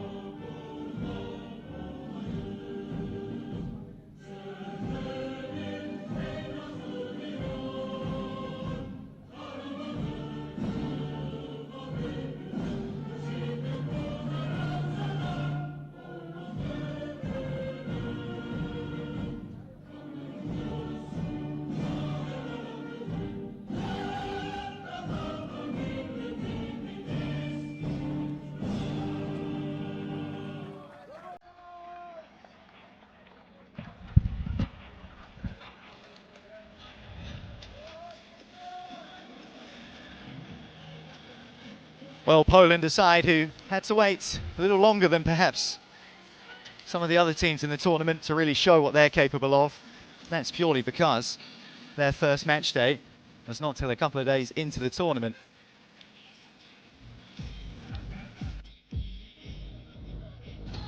Plenty of players amongst the Poles to watch out for, but it was the organisation and the unity, the professionalism and the understanding that they displayed which really did send out a statement, particularly with their victory against France, who had on opening day looked the side to beat. As for Turkey, Engin Barışoğlu, number 81, the goalkeeper, scored twice in their group stage victory a couple of days back. A lively character and plenty of quality in the Turkish side, albeit a much smaller squad than the Poles. They'll be hoping to capitalise on that first win of the group stages and cause an upset against a Polish team being tipped for big things here in Muscat.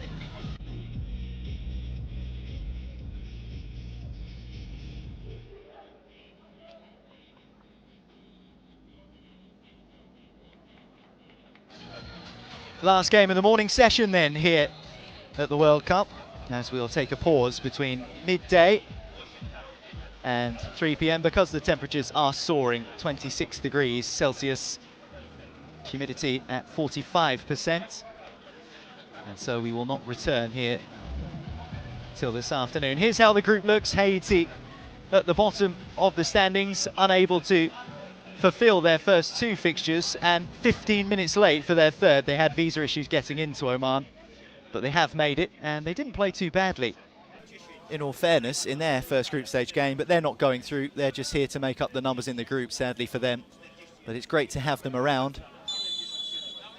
Poland, France, Pakistan and Turkey, the other teams in the pool. France against Pakistan taking place this evening at 5 p.m. local time here in Muscat. Then Bitsky involved in the early exchanges for the Polish team. Brought a big contingent with them, the Poles, not just players, but coaching staff, media, cameramen, photographers. They're taking this seriously. Of course, the honour and pride of wearing the shirt of your national team. Kucharski, great start, and it should have been 1-0. Well, we've already seen a goal after a minute this morning at the World Cup. We've seen many in the early going in these group stage games. Poland, miss of the tournament, certainly up there. That has to go in. Well, I suppose getting them out of the way in the first minute is the way to go. Early scare for Turkey.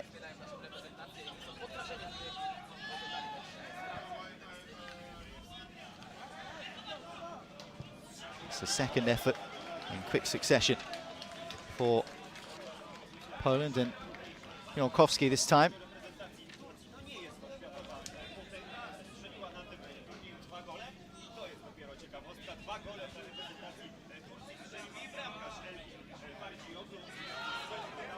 Given away by Turkey. Excellent save, but it spins away from him and he's got a teammate to bail him out. Butai Senyil doing the defending. Engin Barışoğlu just unable to hold on to the ball. It's given away by Turkey, and another good chance for Poland, of which they've had two in the opening exchanges. And that was a fired-in effort, really firm one to take on the chest, so we'll have a pause in play. Well, for the final time this morning, it's good morning to Martin Scoop Hopkins, and Poland missing a sitter in the first minute. I think contender for miss of the tournament, from next to the post, put wide in effectively what was an open goal. But well, the thing is with this Poland team, Scoop, is that you know they're going to create more chances. And we've seen plenty of early goals, and they've been decisive moments in games, completely deflating the opposition. And you feel that teams, if they feel they can get off to a good start, not concede early, they can grow in confidence and get into the game against stronger opposition. And Poland are strong opposition in our final game of the morning.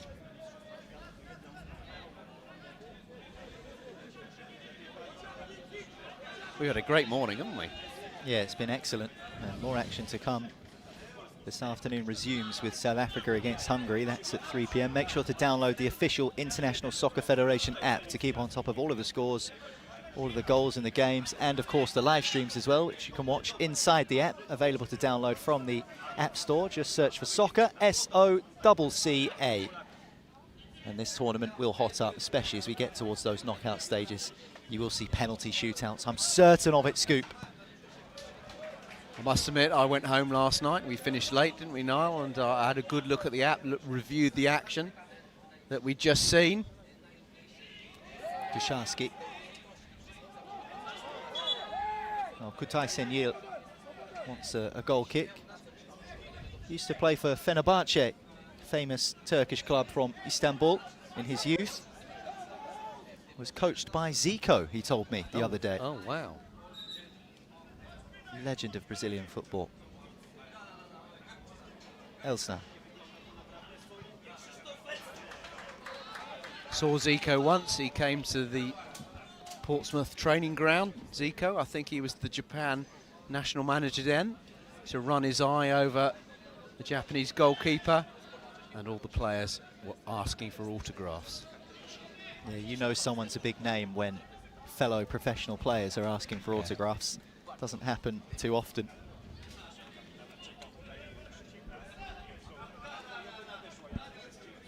One of the greats.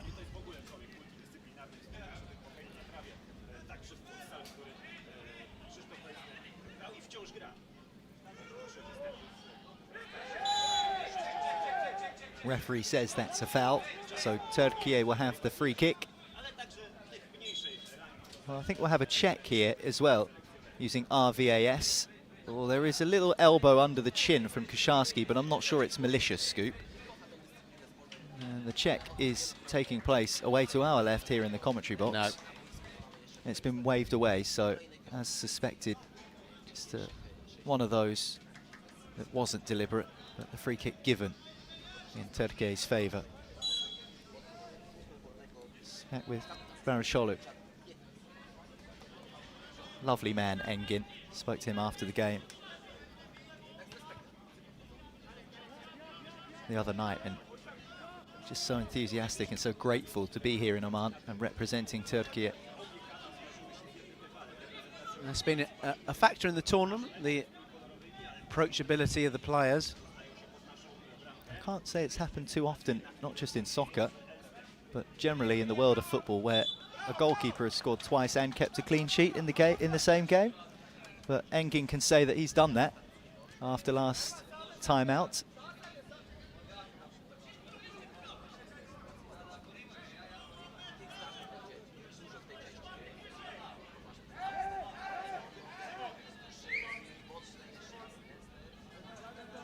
Kucharski, he's got some room here. Makes a mess of the shot. A bit of a toe poke, really, in the end. Great to see the Australian squad remaining behind to take in some action. Shane Watson there, the Australian goalkeeper, not the former Australian opening batsman with the same name. They're prominent in the stands, reflect on their participation in the tournament. Acquitted themselves well, but will be going home. I spoke to Stambo, John Stamboliev from Australia after the game, and he felt like Mexico weren't as good as he thought they were going to be, and he felt like Australia have just been unlucky and haven't been able to take their chances. He did mention to me that he's been missing his surfboard back at home in Australia, and he actually broke his hand in the previous game, so the Australians have been patching themselves up. Oh, This time another flailing arm, but against Turkey and for Poland, Linka on the deck. And you could hear the contact from here in the commentary box. The yellow card is out. Balish is going to be punished here. Well, this is what happened. It's really hard to tell exactly what the referee saw. Yeah, flailing arm there. And that one perhaps clearer than the one that was the other way around. Again, it'll be check, Scoop. Yellow cards carry such meaning in soccer. You really don't want to receive one because you have to leave the field for 2 minutes and you're putting your team under the cosh. Encourages discipline, doesn't it? It does. I think that's something other formats might want to take a look at.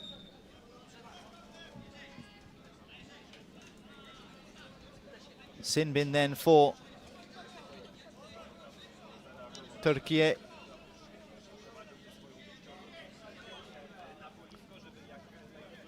So a player off on the sidelines for 2 minutes.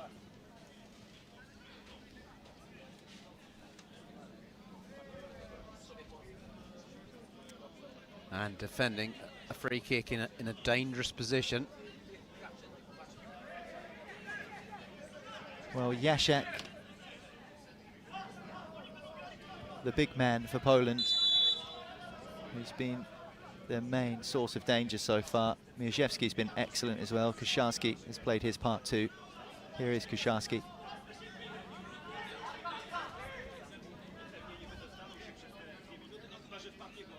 Kucharski rolls it onto his left and rifles it into the roof. Poland have begun their charge. Excellent play from a team that looked red hot so far in the Middle Eastern sunshine. Poland 1, Turkey 0. Almost inevitability about it. Almost too easy. Such a powerful shot. Rifled into the top right-hand corner of the net. Taking full advantage of Turkey being a man down so often. Those have provided decisive moments in games, yellow cards, and there is another one.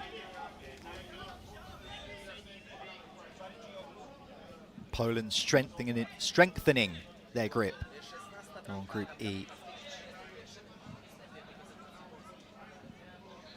They've beaten France, they've beaten Haiti, they're beating Turkey, and Jaszak is on as well.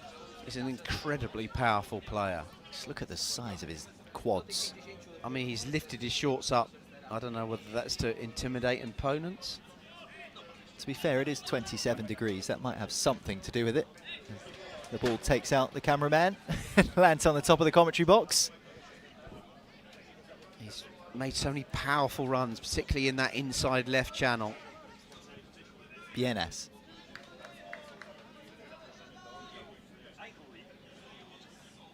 Well, Turkey are going to have to show some fight and spirit here.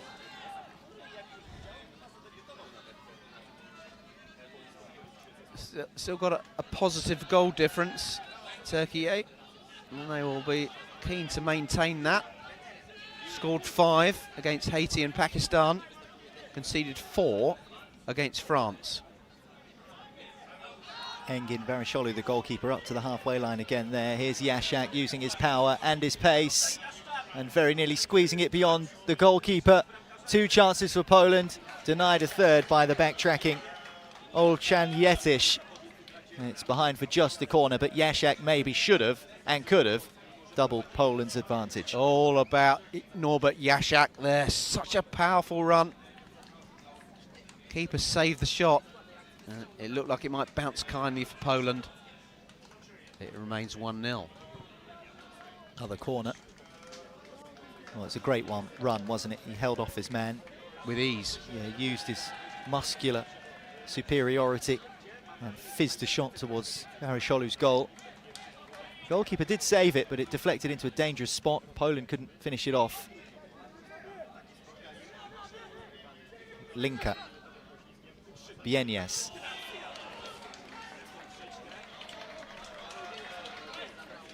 Nowakowski is on for the Polish side as well.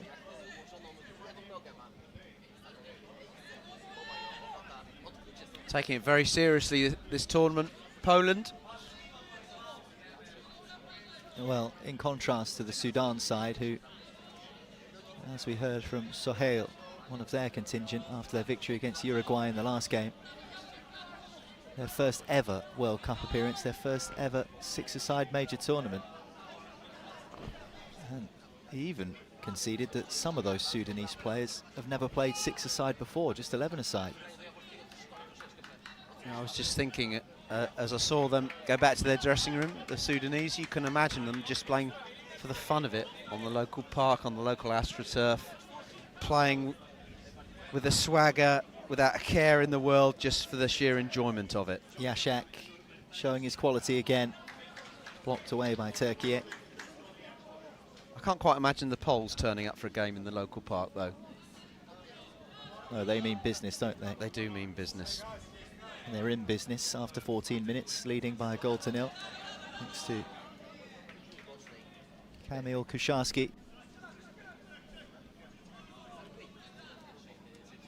Sudan conceded that they know what they're about. They know what their qualities are and what their qualities aren't. And they've kept it simple. And I think there's a lot to be said for that. Sometimes soccer can get overcomplicated. Nice pass from Varicolu. Low into the box.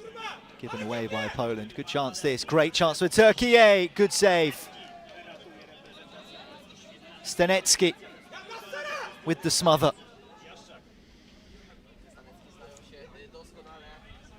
First real opportunity for Turkey. It's not over yet. Corner Poland. It's back with Yashak. Will he try and go again? He will go again. And he'll very nearly score again. Brushes off his opponents with ease. So strong on the ball. Bursting forward. His physical strength. 5 Poland players being readied on the sidelines, including Dębicki, who was impressive in the previous 2 group stage games. 41 years of age, Dębicki.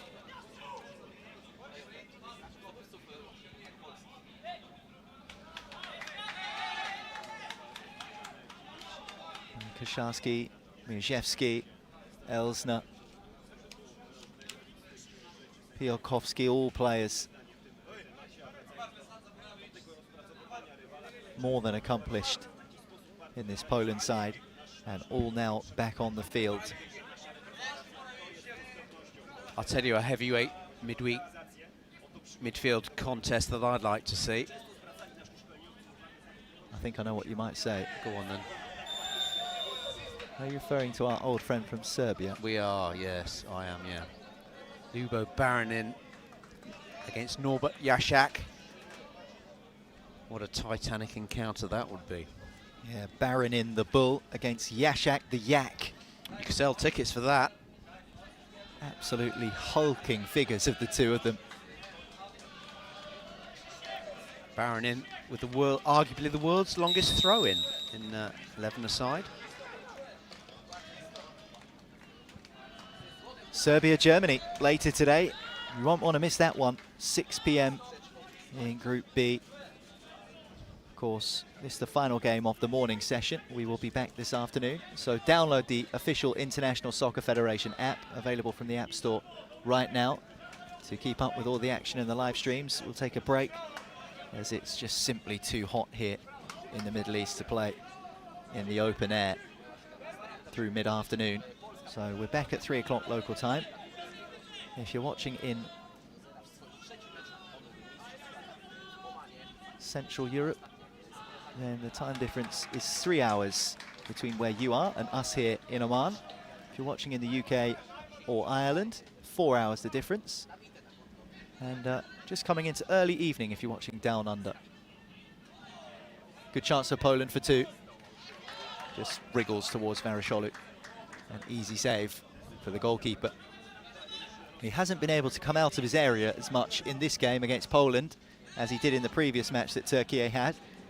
Of course, he was very effective in doing that because he struck the 2 goals that gave Turkey the win, Scoop, but Poland have so far managed to stop Turkey from using that tactic and allowing the goalkeeper any space to come out of his box and string together a pass or 2. Well, it shows how meticulous their preparation is. Nice turn from Kucharski, and the goalkeeper saves again.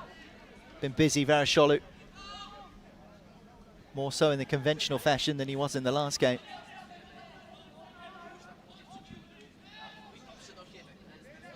Poland with Dybicki. Mierzewski, and out to the left-hand side now, into the final 90 seconds of the first half. Mierzewski, 2-0 Poland. They are good, and watch out for them at this Soccer World Cup. Mierzewski with a second and maybe decisive goal for Poland. They are on their way to another group victory. 2 in front before half-time and heading for the knockouts, it would seem. Just thinking that Turkey would have been relatively satisfied to keep it at 1 goal going into the break. But now it's a different team talk that the manager has to give. Goals on 10 and 19 minutes, separating the 2 sides. And I wonder what the approach will be from Poland in the second half in the hot sunshine. They've been very professional in their approach. I wonder if they'll opt to rotate their squad a bit, get everyone in the squad some minutes in their legs. They look strong, skillful, direct, and a powerful outfit all round. Well, the sun hasn't bothered the Poles so far. First game at 6 p.m. Good save. Cleared away by Turkey. First game at 6 p.m. against France. And then they played at 11 a.m. against Haiti. And they're playing at 11 a.m. again today. But so far, not an issue in the scorching Muscat heat, as they are scorching past Turkey at the moment. 2-0 at half-time. Kucharski with the first goal with a tidy finish, and Mierzewski with an equally smart end to an excellent first half for Poland. Here's how it looks. More shots, more possession, more promise for Poland than for Turkey. And more goals. Yeah, absolutely. That's the key statistic, isn't it, Scoop? Much as Turkey have showed spirit and fight, and they've done that throughout the tournament, Poland's simply too good. That was the miss of the tournament, but it won't matter if they go on to win the trophy. And this is a good save from the goalkeeper, and he's had to be in action a few times, Varasholu. Yeah, Varasholu's had a good first half. The busier of the 2 goalkeepers, of course. I mean, we've pretty much watched every single team in this tournament, haven't we? Yeah. Where do Poland sit for you in terms of what you've seen and your thoughts on who might go deep into this tournament? Well, they sit right up there for me. They look like they could reach the last 4 with ease. They've got so much experience, as you were saying. They've got someone who's got 41 caps for Poland. They've got a former professional in England, most notably. Bilakowski. Yeah. Strength all around the pitch. They've got the impressive figure of Norbert in the centre of the park. But you know, sometimes you find out more about teams when questions are asked about them. If they go behind, then you find out about their true character. It's been easy for them so far. 4-1, 3-1, 2-0 here against half-time. They've steamrolled opponents aside. What happens if a few more questions are asked of them? What happens if they come up against Germany, for example? That's going to be a titanic clash. Well, that would be a titanic clash. Some wily campaigners like Croatia, who know how to manage games and nullify opponents. But yes, overall, Turkey do look Poland look a very, very strong outfit. Well, the winner of Group E will face the runner-up in Group D. It's the same group that contains Brazil, so we could see a Poland-Brazil encounter at some point, but you'd presume Brazil will top the group, so You think Brazil would it could more likely be Poland-Egypt or Poland-Iran in the last 16, presuming they go on to win this game, the Poles, which looks like they will do, much to the pleasure of those travelling Polish supporters. Topped their group last year, Poland. Well, three wins in their 3 games. That was when groups were made up of 4 teams, beating Slovenia, Spain and Uruguay on their way to progression.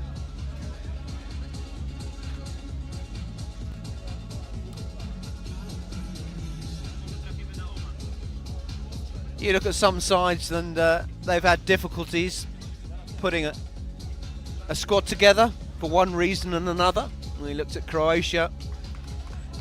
There are a couple of births for players' spouses in their squad, meaning that the late arrival of players hasn't been easy for some, been easier for others, and Poland looked to be one of those. Well, Poland dismantled Scotland in the knockout stages in Essen, Germany in the 2023 Soccer World Cup. They were then tied 1 apiece with Brazil and lost 2-0 on soccer penalties. So we referenced the potential of Poland against Brazil. If the group works itself out that way, that would be a repeat of a quarter-final from last year.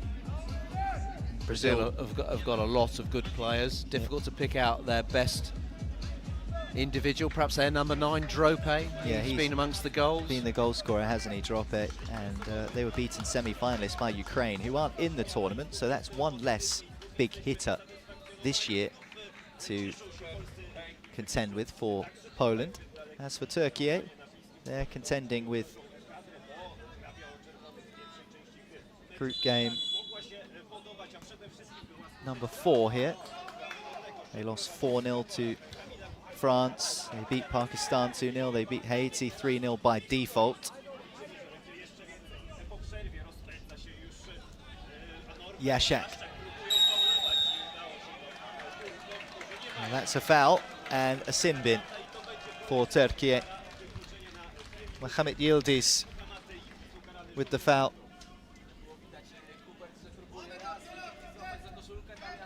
Off he goes. Another key moment. Another key 2 minutes in the game. He's just so strong, Yashak, isn't he? You can't stop him. Even though he's tried to tug the shirt off of his back, Mohamed Yildiz, he's still going.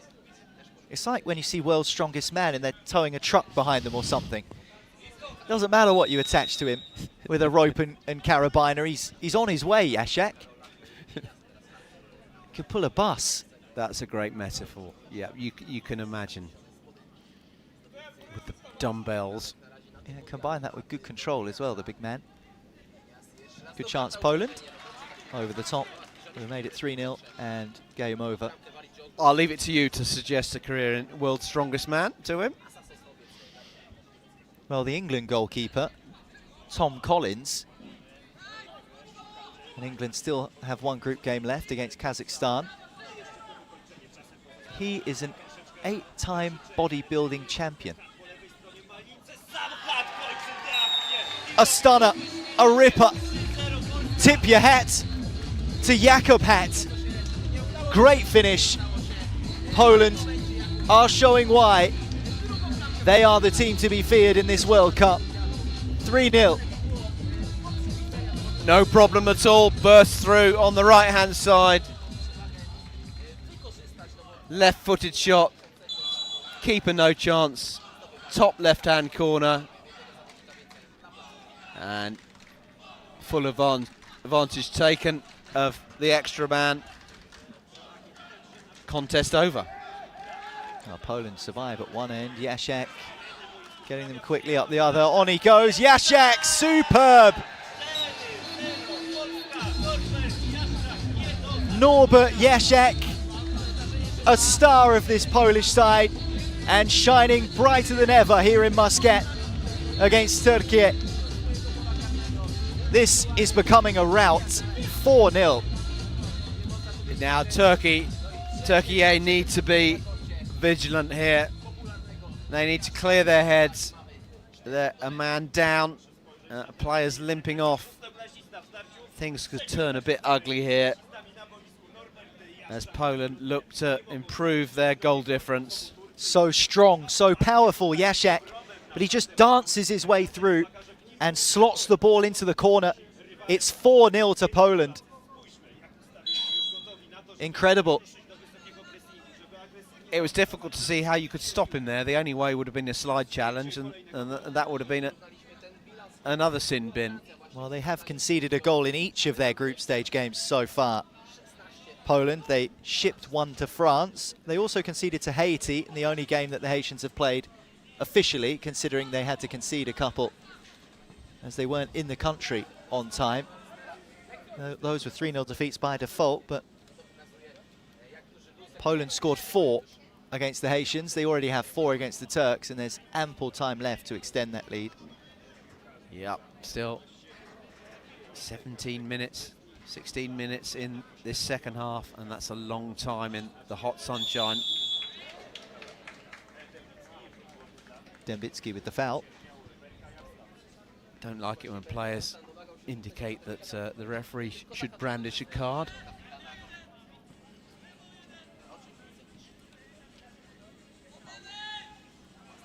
Turkey pinned in their own half, pressing high from Poland.